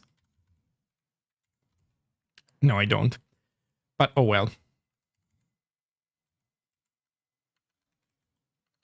P that contains an image, only child.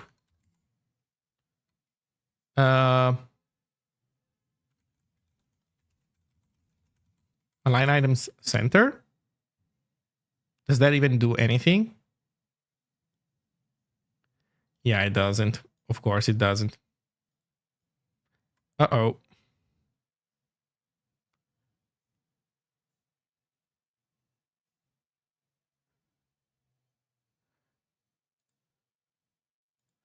align itself.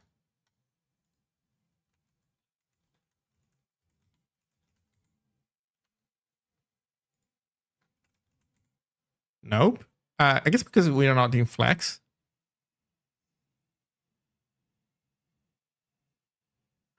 Is Zine SSG.io the right repo to clone to test out Zine?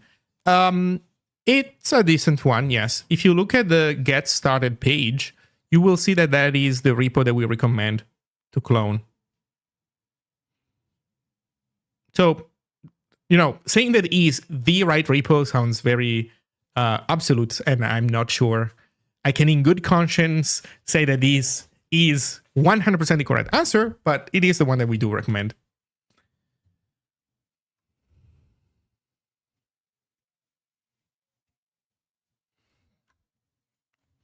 Also, there's an empty alt property that is interesting. So how do we do this thing? Margin auto? That doesn't do anything. Margin left? Auto? No. Padding. Auto. There's no auto padding. Makes sense.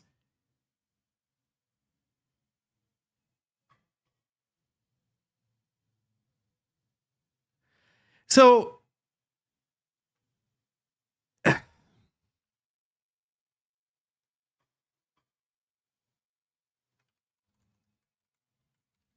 display block. It's display block plus margin auto. Boom. That solves it. I'm going with this.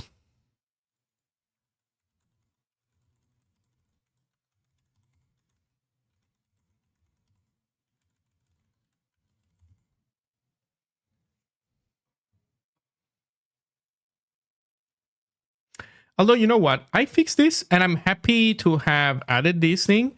But in reality, both these images have captions.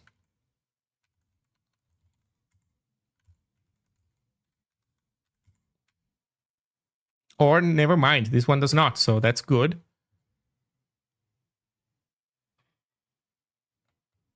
Let's add alts to all of them.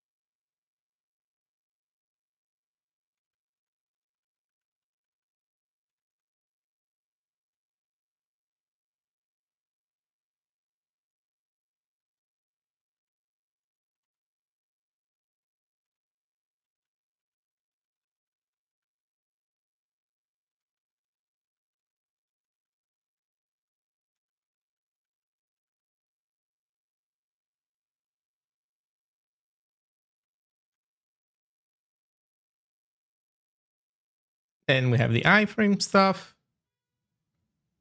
And then we have the image.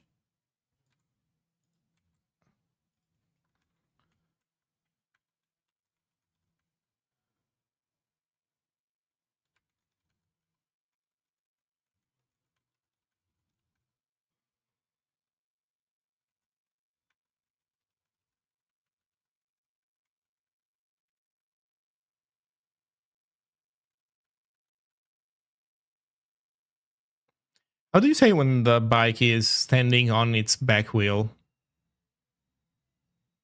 I know that like there's the expression of popping a wheelie, but I don't know how to adapt that with what I'm going for in here.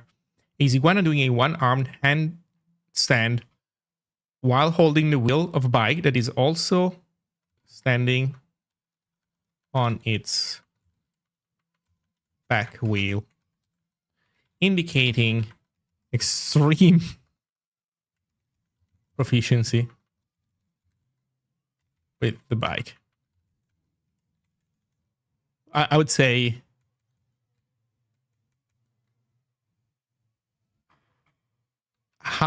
even hyperbolically extreme proficiency. Hopefully that makes sense. Okay, so we have everything that we need.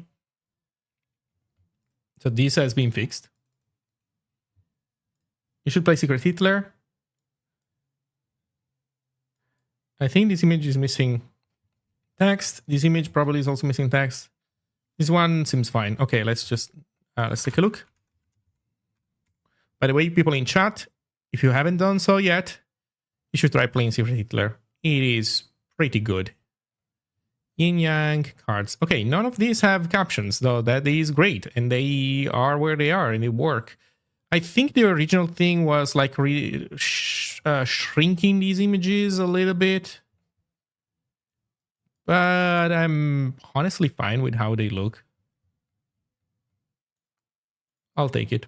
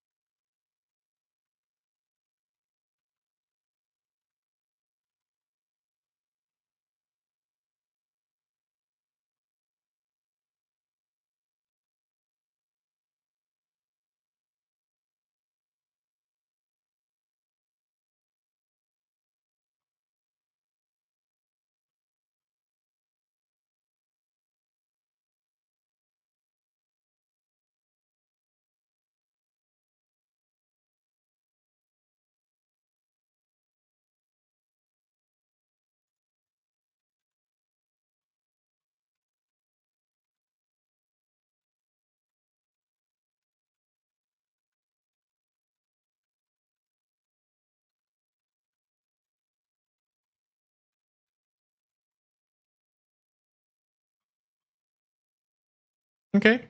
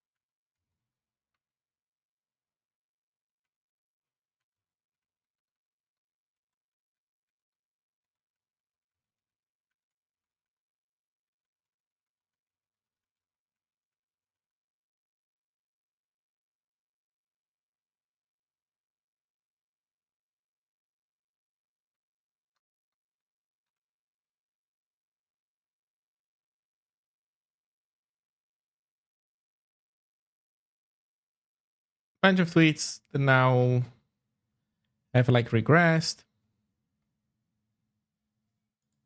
Bunch of links.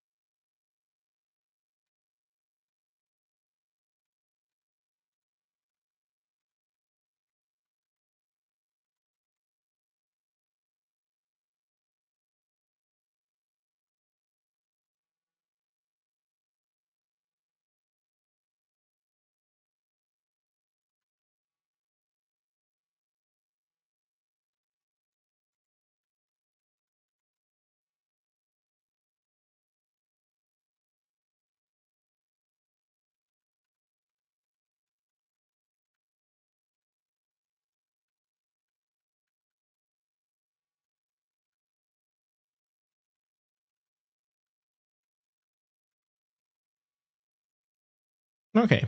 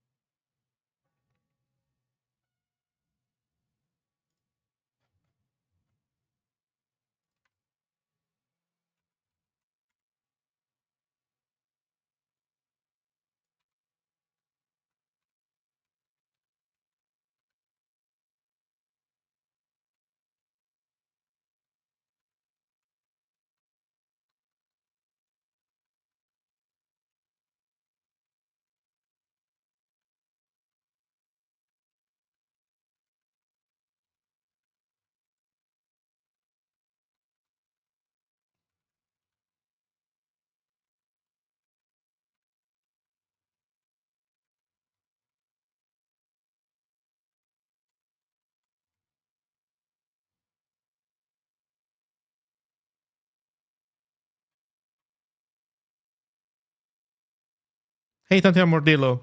Yes, it does. I also created a requests section.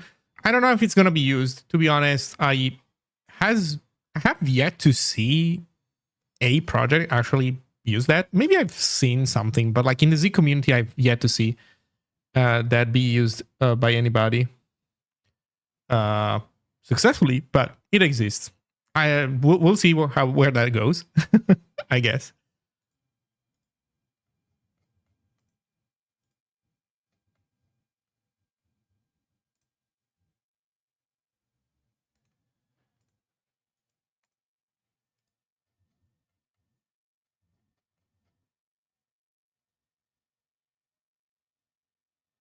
Your patient is about to pay off. Not found. Hmm.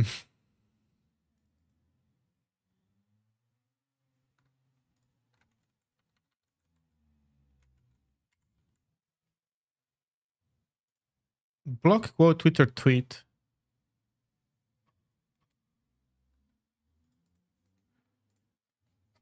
Wait, what's wait. I'm confused.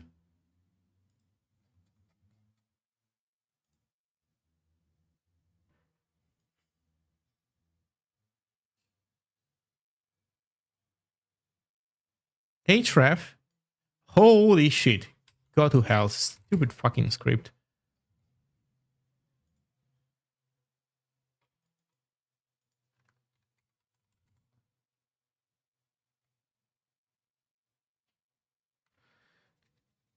Okay. Also interesting that for Markdown, a code block can also not close. That is certainly a choice. This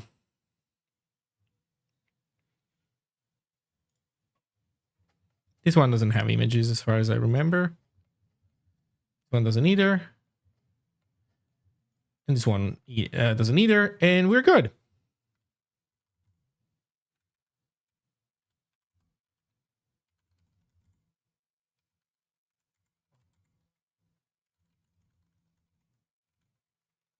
Oh, actually, you know what? Wait a second.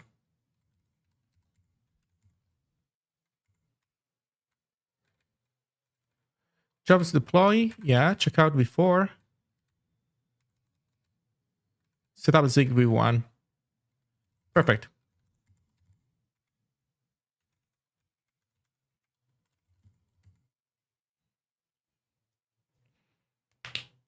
Is there any example of KateX offline rendering in Zine, or is that functionally intended to be served by typist integration? I have no idea what KateX is. I'm sorry.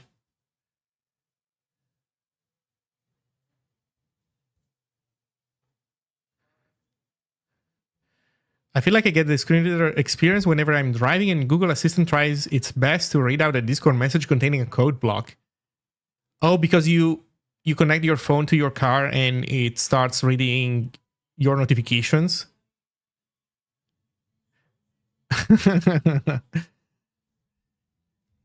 Yeah, that sounds interesting.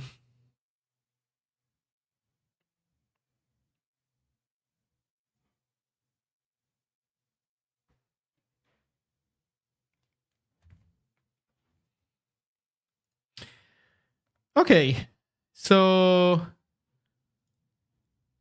let's watch the builds hopefully succeed.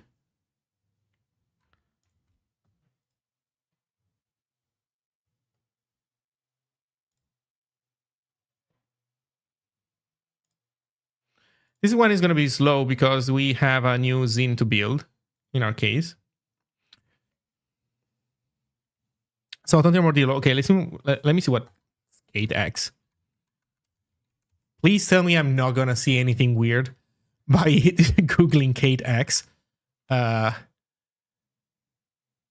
Syntax. That should do it. Kate X.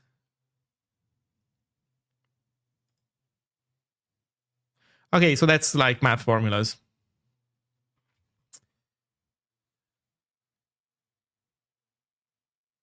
Yeah. So that's a good question. I honestly, for now, I am not sure how these should look like. Because ideally, what we would like to have is I don't know, maybe those should be code blocks. Like you have a code block and then you do equal sign ktex on it, maybe. Yeah, but then the code blocks don't do inlining. And sometimes you might want to inline a formula, right, in the text. And we can solve that with SuperMD because we could add $math.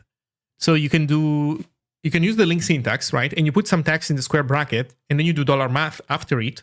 And what you put in the square brackets, that's your math formula. So we could totally also solve the inline case, and it would be perfectly elegant. The open question is, what format do we use, and how do we render this stuff? And I guess the answer to that lies in how those things work, right? So ktex, I'm guessing the ktex is kind of standard. But then the question is, if you do ktex, will ktex work with typists, or is typist expecting something else? For example,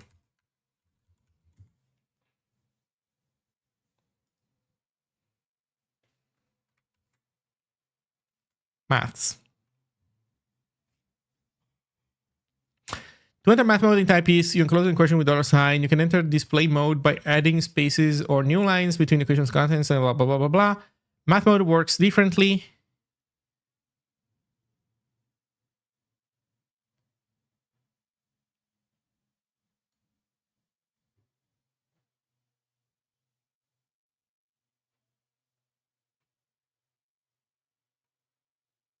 They do look different, huh? Yeah, they do work different, I'm guessing. So I think we need to... I probably need the feedback of somebody who has the need to write this stuff, ideally more than one person, and see what the solution space is. Because we clearly don't want two different syntaxes, but then we also need a practical way of actually making this work. And with all due respect, I do not see myself writing a parser for this thing, nor a renderer. So yeah, I would say math is definitely doable. It is. We have all the ingredients to make it happen, but I don't know what the correct direction is.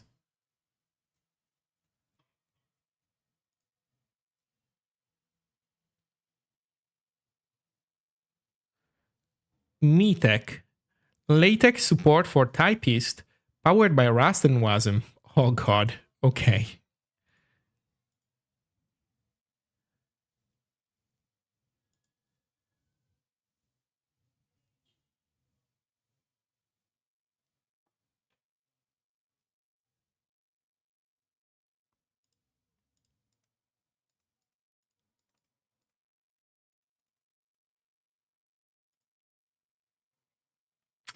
Where did my tab go?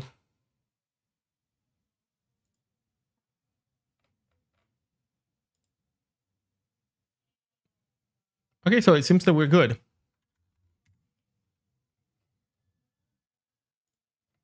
It seems that we have deployed. Everything works. This one is busted. Fuck.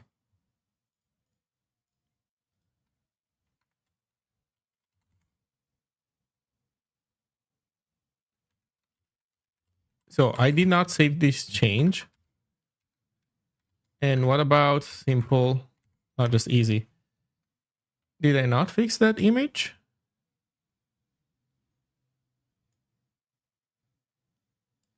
Oh.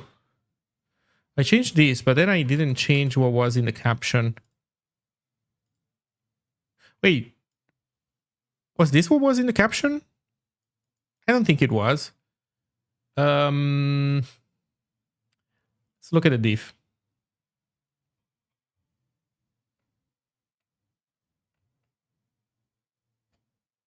So that would be simple, not just easy.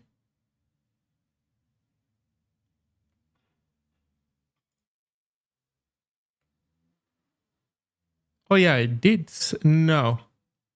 This was the alt, which I replaced with something else. Okay, so there was no caption here. So that's how it was supposed to be.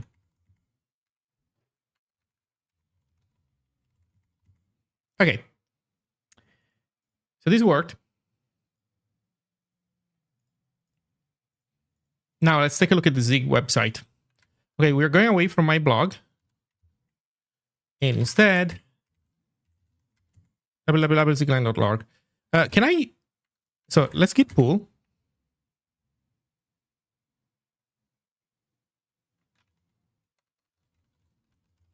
Git pull master. Oh, main. Git pull origin main. Master. Okay. Can I rebase?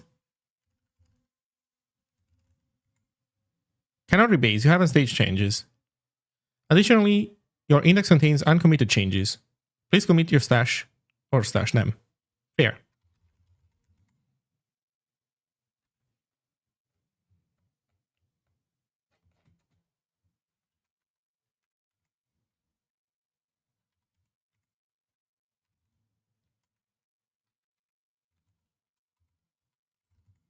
There you go.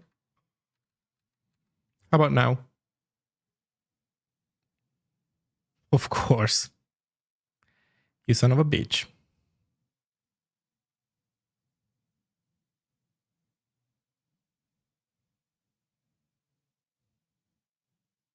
New filter GZ is sus.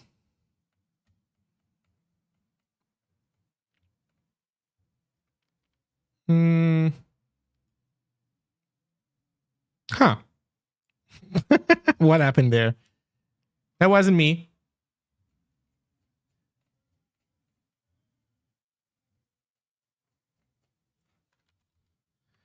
So this rebase is gonna be, I think, kind of ass.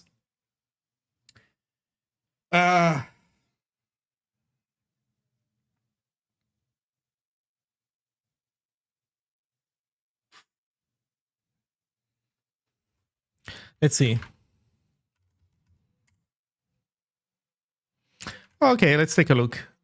By the way, this is again the second time I'm fixing this merge complete.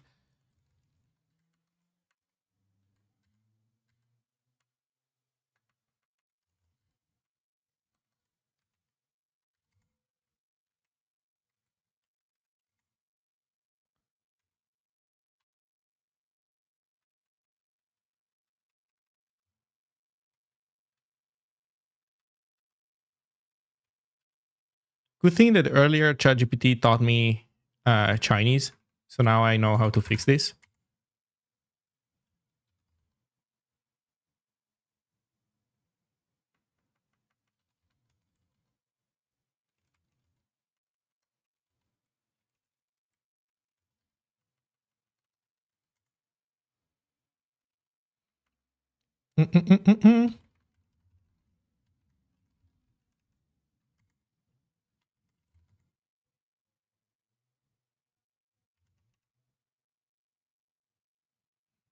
Yeah, man. You're missing out if you're not using AI for that.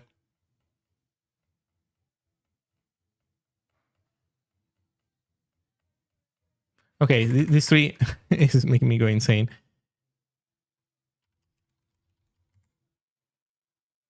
Oh, that's delicious. It pulled a ton of stuff in content, I think.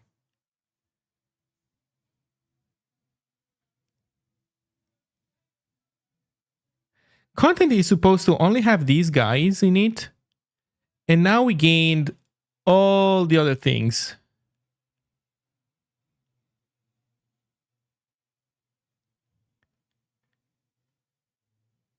Huh.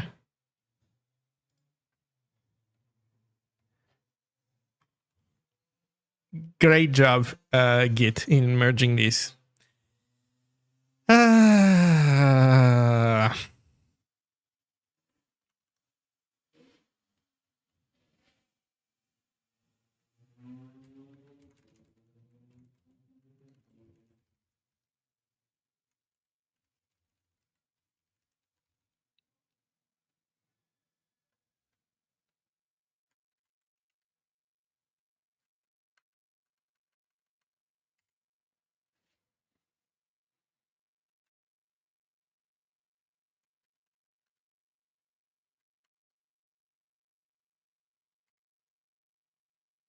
Oh, you can do -R?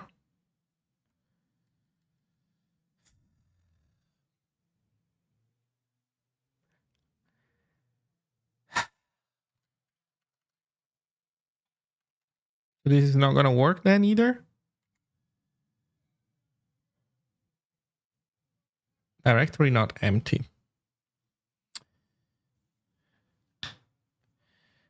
I was curious how it does today and asked ChatGPT to teach me Zig. It was doing fine until it made quite interesting for loop for I,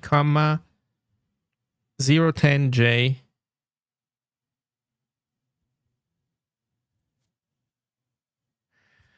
Was like thinking that I and J were like two iteration variables, but then it was going insane in trying to place them.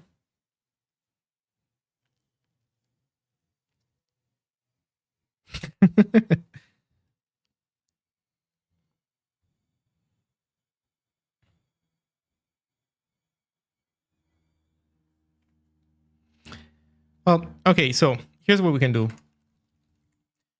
We can do move content /CSF /index.de to old content /CSF /index.de.md. There you go.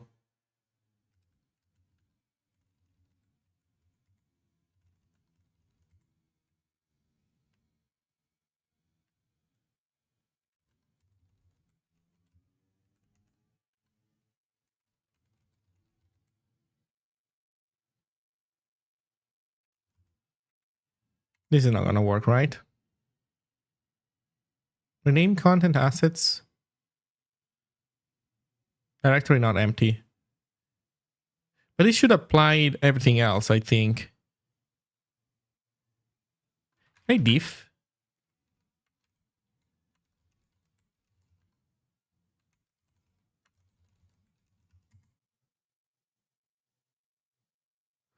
There's some stuff that is only in old content.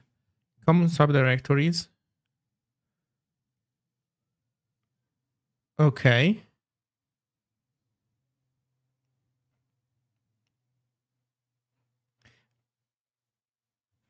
But what about the files? Are the files the same? I guess I can look at sizes, right? News, assets, screenshots.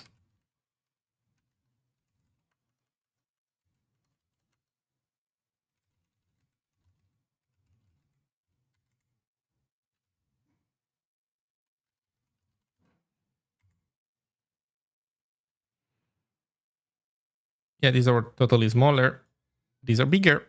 They were not replaced. Fuck. How can you do this with all files, man? ChatGPT, teach me, sensei. I have a directory that contains some files. that I want to copy to another directory, but also I want to maybe -cp. I'm trying to move. The problem is that I'm trying to move. I should just do cp-r, right? That should work.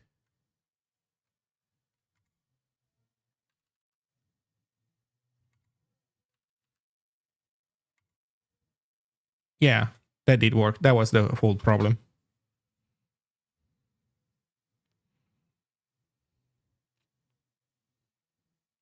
Just went to the bot to hear your answer without buffering. Question: what is the current plan for typist integration?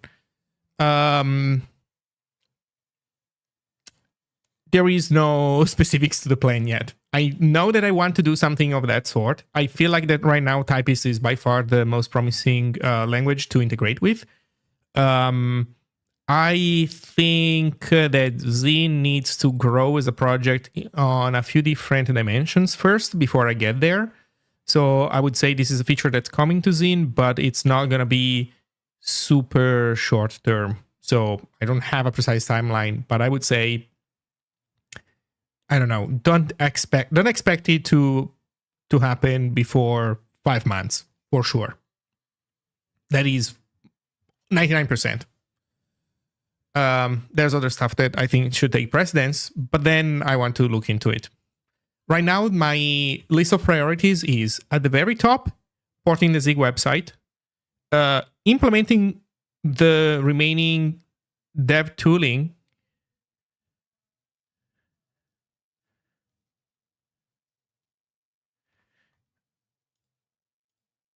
Yeah, I know, I get that.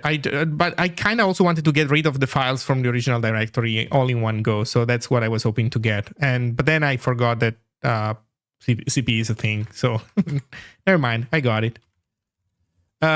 So porting the Zig website, developer tooling that is currently missing. So we need proper syntax highlighting for super HTML. Right now, only Helix has syntax highlighting, and we need more of that. More support for more editors. We need syntax highlighting and a full language server for SuperMD. And that's it.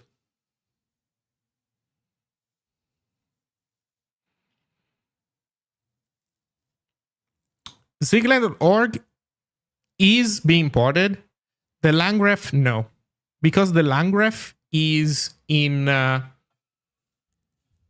something that gets generated differently, that also gets included in tarballs, and probably the Z compiler should not depend on a static site generator, probably.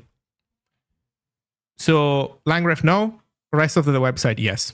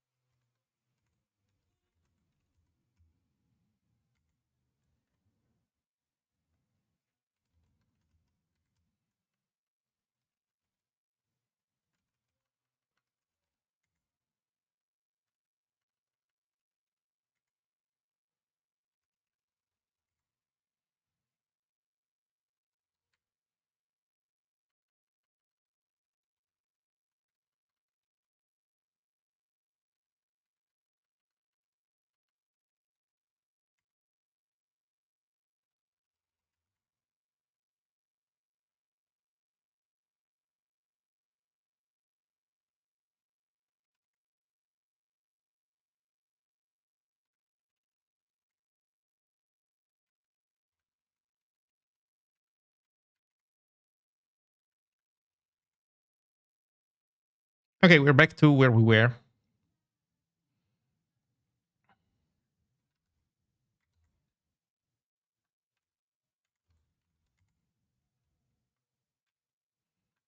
Local Zine, that's fine.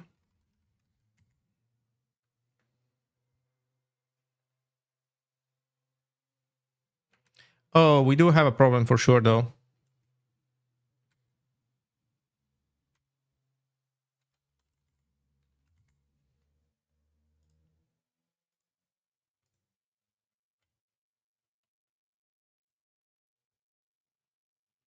Is it able to do the same code block evaluation outputs like in the Langref? Um, yes and no. I can show you.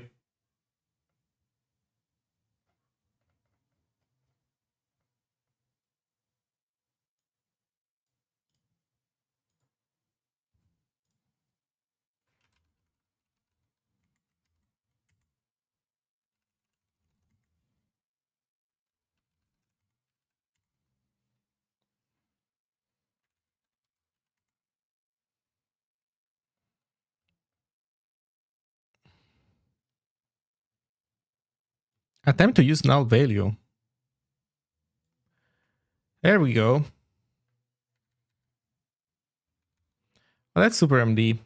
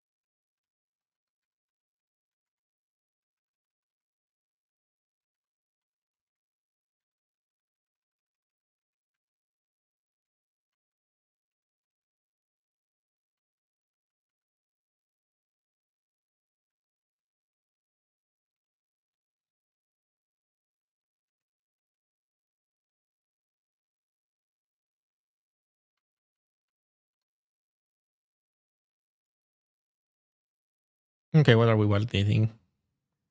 This is a block. A block needs to have, apparently it needs to be a block quote. So this needs to go here.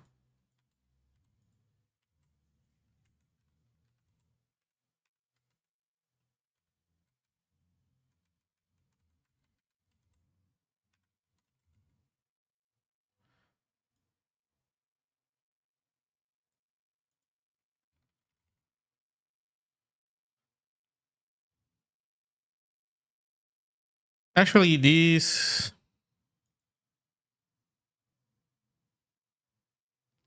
the general error is good enough. So we should change this.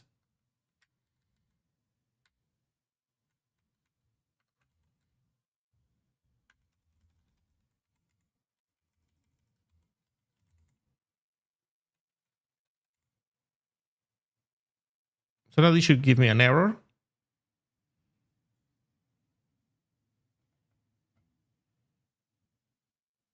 Oh, no, text.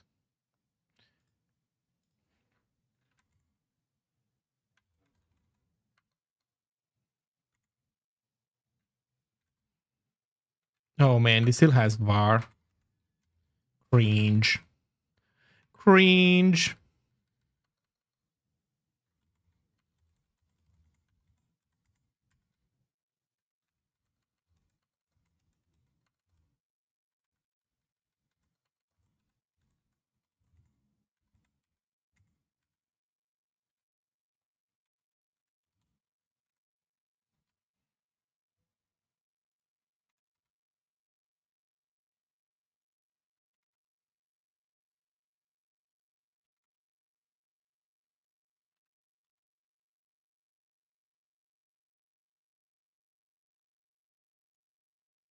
Oh, this all needs to be fixed, man. He broke so many things since I touched this last, which wasn't even that long ago. But oh man, oh man, oh man, oh man.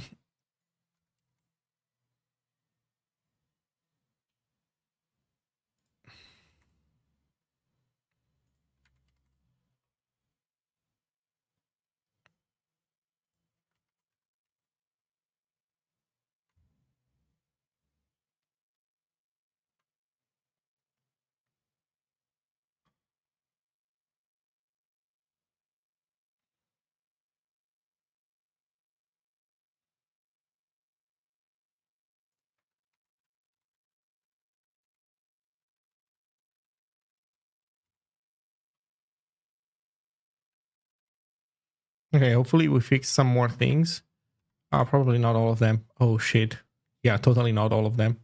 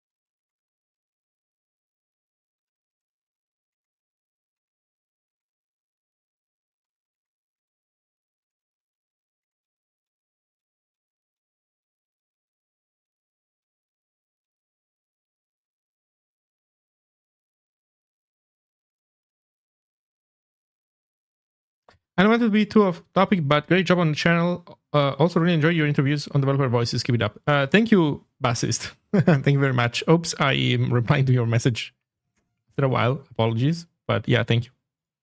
Sorry, YouTube is usually not super active, so I sometimes forget to check on it.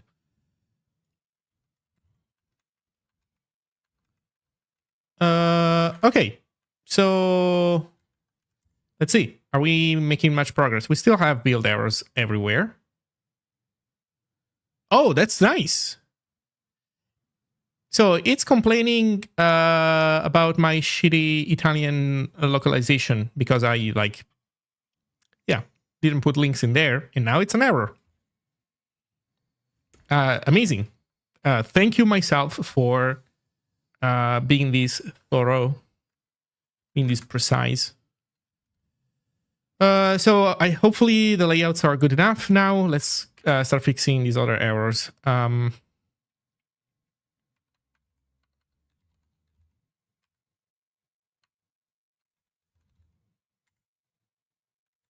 That one is fine. So $block has to change to $section.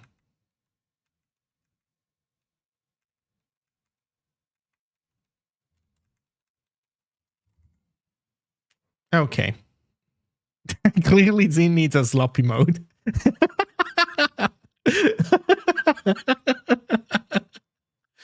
Ooh. Man.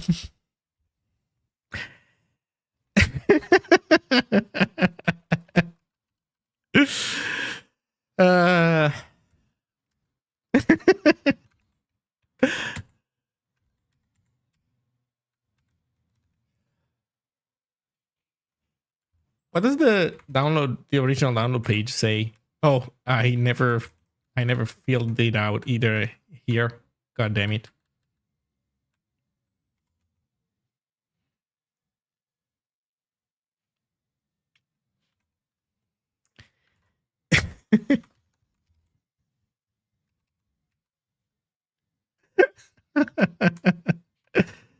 Oh man.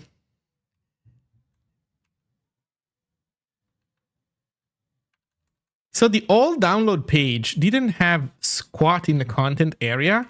Everything was inside the layout. No, that's my layout. God damn it. This one.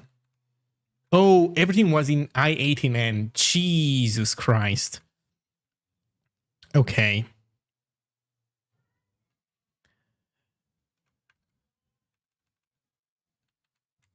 So where are we even supposed to link to?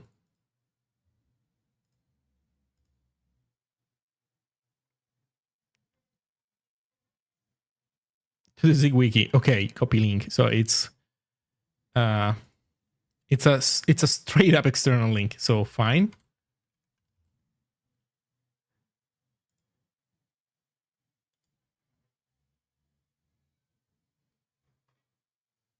About this, download /index.json.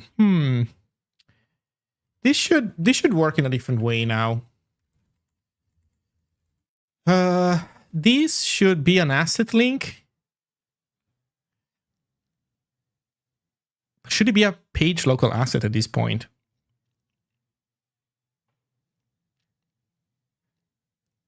I mean, if we want for it to be under download, it doesn't have to be like that though. Let's assume that we have this asset. So dollar link dot site asset downloads /index.json. Surely Zine will have nothing to complain about what I just did.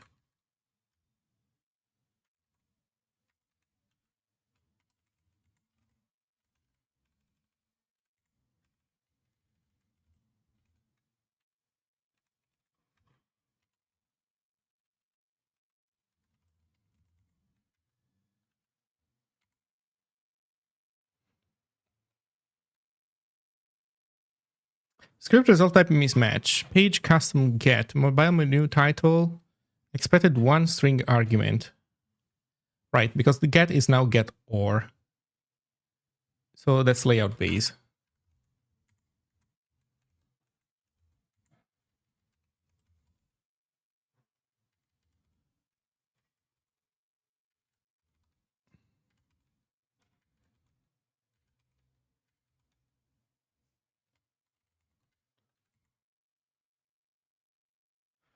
Okay, now it doesn't like that I'm calling certain things blocks.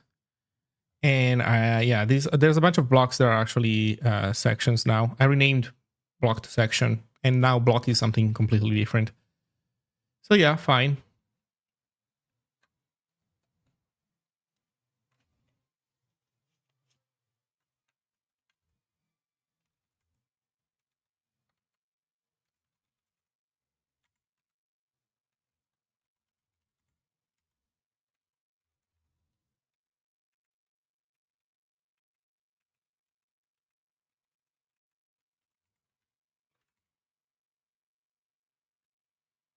Oh, we're getting there.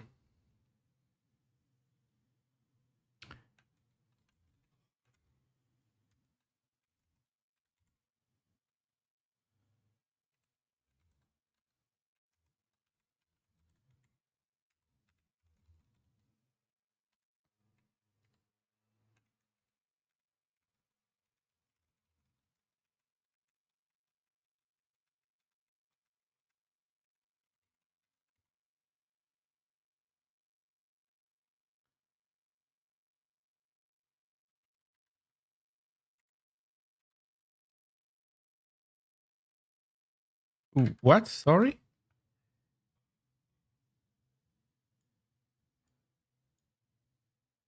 Line 14 of index.html, but no?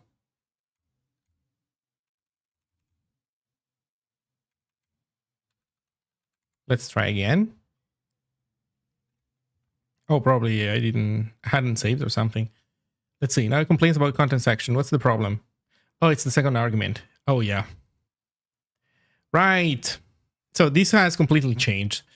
The second argument doesn't exist anymore because now you don't have to content section. So this is fine. This is fine. This is fine. This is fine. This is fine. Slogan is different now. Yes.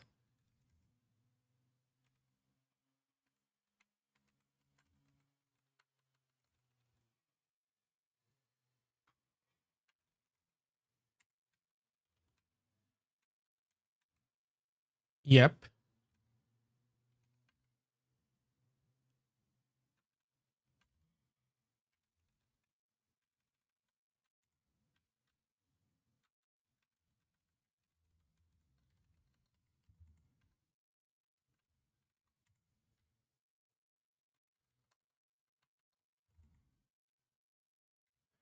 Features.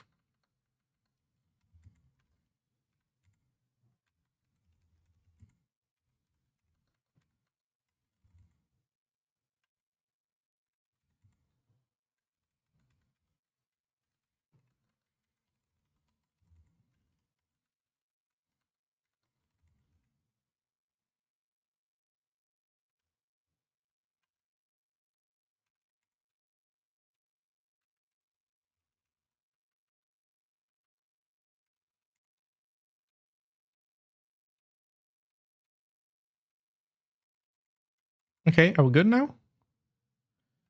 Oh, now I have a get bang.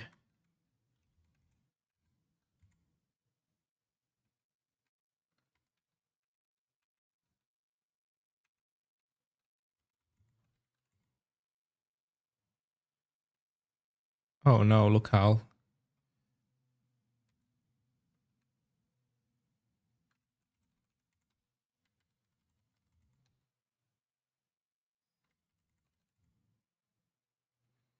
Okay, we're getting closer. Unable to access downloads index.json. File not found. There.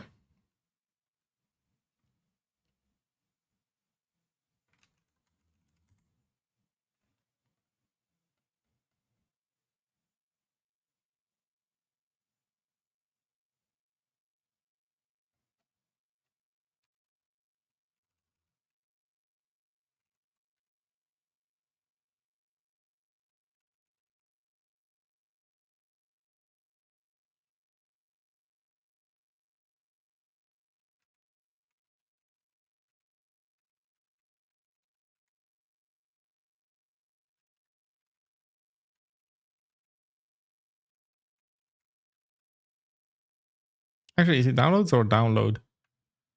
Freak. These downloads. Hey, is it really downloads? Yeah, it's not downloads.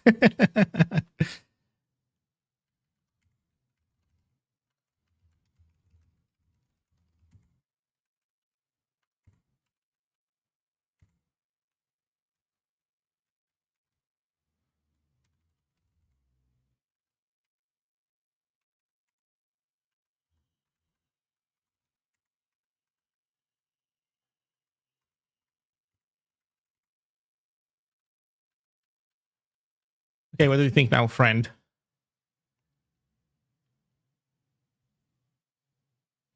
Right, now I need to fix this.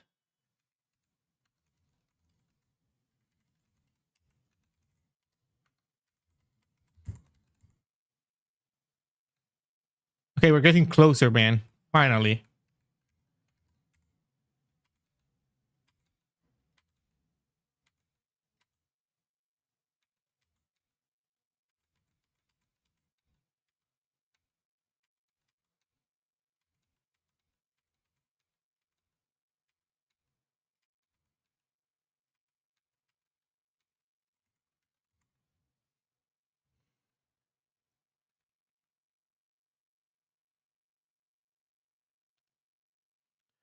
Let's see.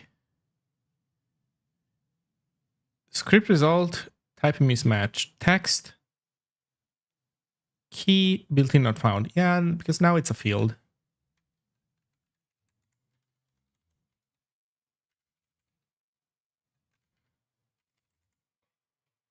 And I think that value is also a field now.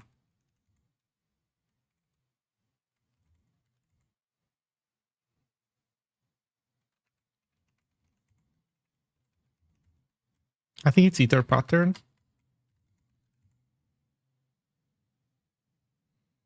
Yeah.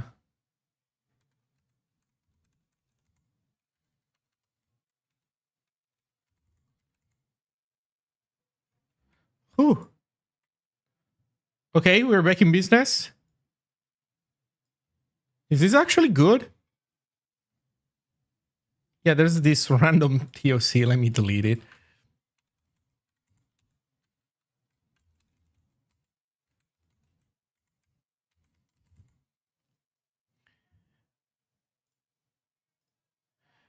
Okay, so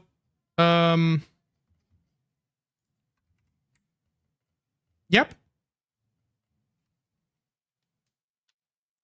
It seems that we're in business. Now download works. Although something is missing. I somehow suspect that the older ones have more than just the source. Okay, something went wrong here. So we need to see if it's it's probably our code that has something missing. But okay, once we get this back into working condition, we should be good. Learn, news page, CSF.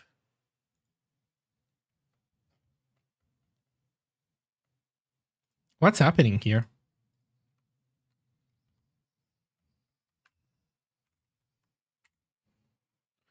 Okay, let me see 1 second.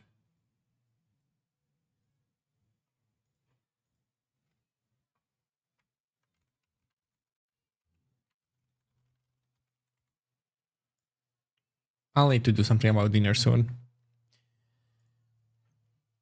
Let's see. What did we mess up? Okay, we do ctx.data.iterate. No, even before then. Print the page content, then create one ctx that contains the Ziggy data and the list of OSs from the custom field of ENUS.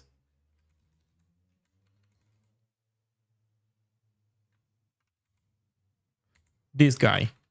And it has as OSs Windows, macOS, Linux, FreeBSD. Then we iterate on keys and values. Key becomes a heading, this guy here. Maybe we can zoom out just so that we can see the full structure. And then we have the value, date, notes, docs, std docs. These guys here. Then we have a table.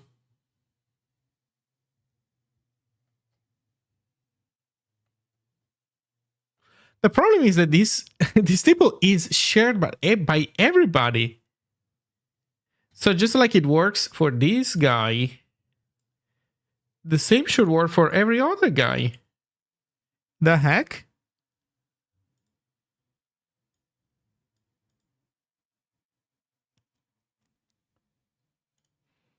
It's like the source code borked or something.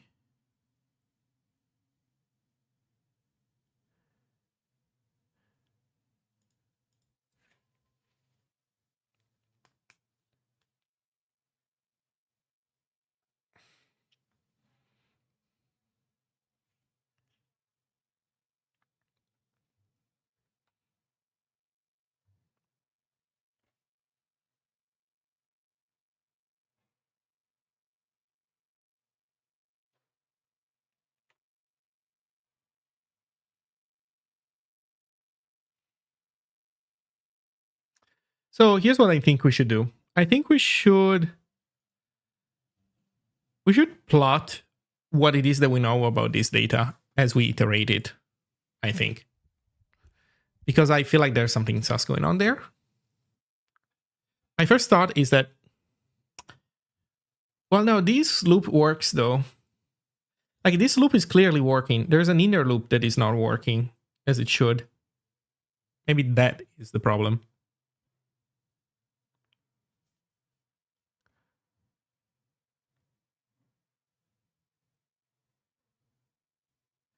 Source, bootstrap. This is the inner loop. I bet you that this is what we completely borked. Oh, you know what? Maybe it's iter pattern that we borked?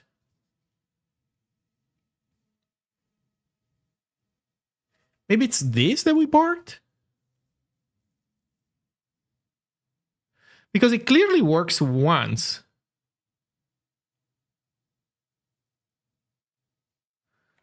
But then it somehow doesn't work anymore? Like, what the heck?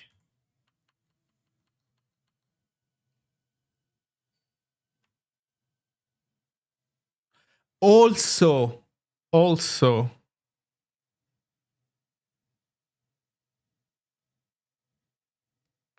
No, I know what it is. I know what it is. I know what it is.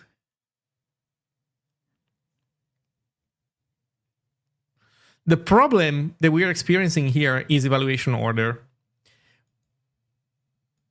I think... well, actually, you know what? Never mind. I'm actually not so sure.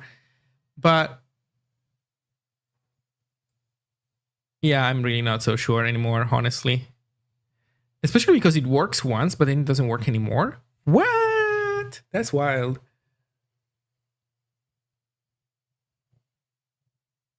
So I clearly need to debug this. There's something not working correctly in this place here. And yeah, that's it. That's what we need to fix.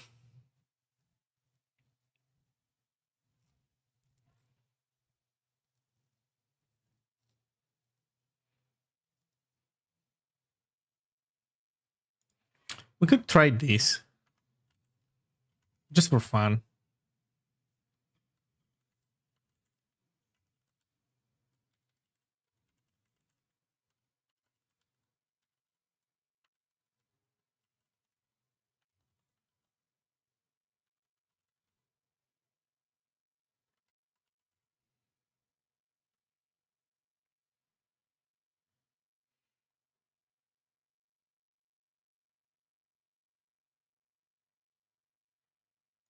What? It's ctx.os is? That doesn't work? Are you serious?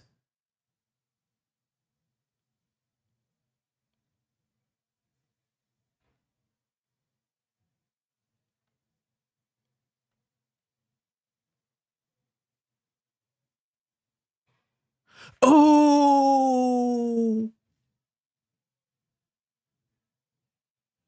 I know what's going on.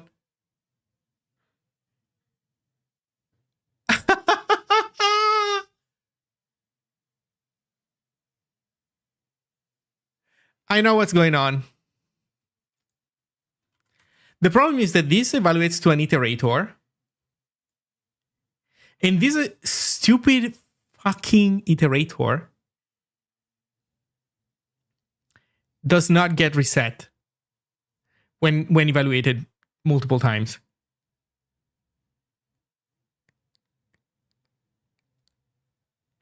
That's what's going on.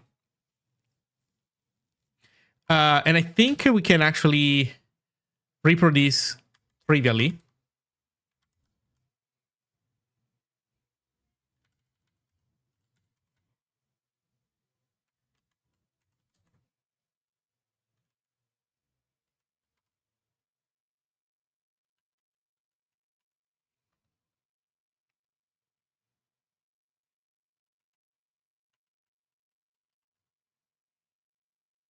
Yeah, and of course it works now.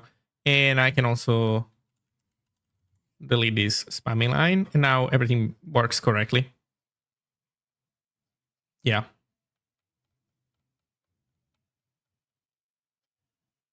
That's on me. This is 100% on me. I have not implemented iterators and lists correctly.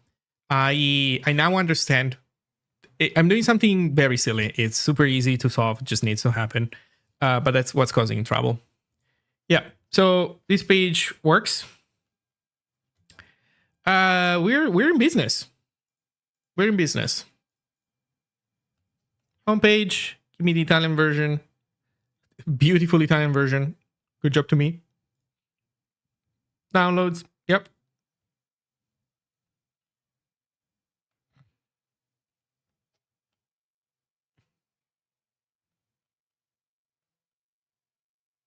Yep. That works. So, everything works. I guess now the point is, well,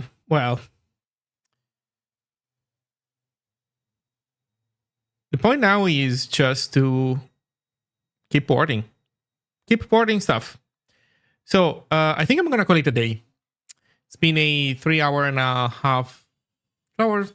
40 minutes long stream, I think. But I need to do dinner. It's dinner time for me. So I think that the next streams are going to be about porting more of the Zig website, getting the English version and the Italian version up on a branch, and then people should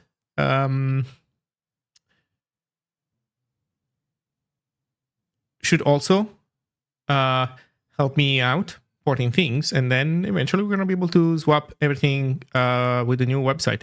So I think I said this already, but Tonti or Mordello, if you're still around, as you can see, the homepage code sample is run and shows you its output. This is not hard coded. The way it works is that the build script runs the script. So like we run those things in the build script. So the answer is, it's not exactly Zine that is able to do the same thing, because Zine is not part of this system, but we can have the build script run these things and then keep around the output, and then we can reference the output as a build asset from inside of Zine. That's how it works right now. So yeah, everybody, I hope you had some fun. Let me see if anybody is streaming. Any Zig streamers live?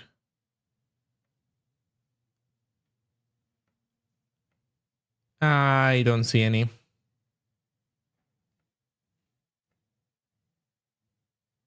And you know what that means? That means that I'm going to be lazy. So, everybody, have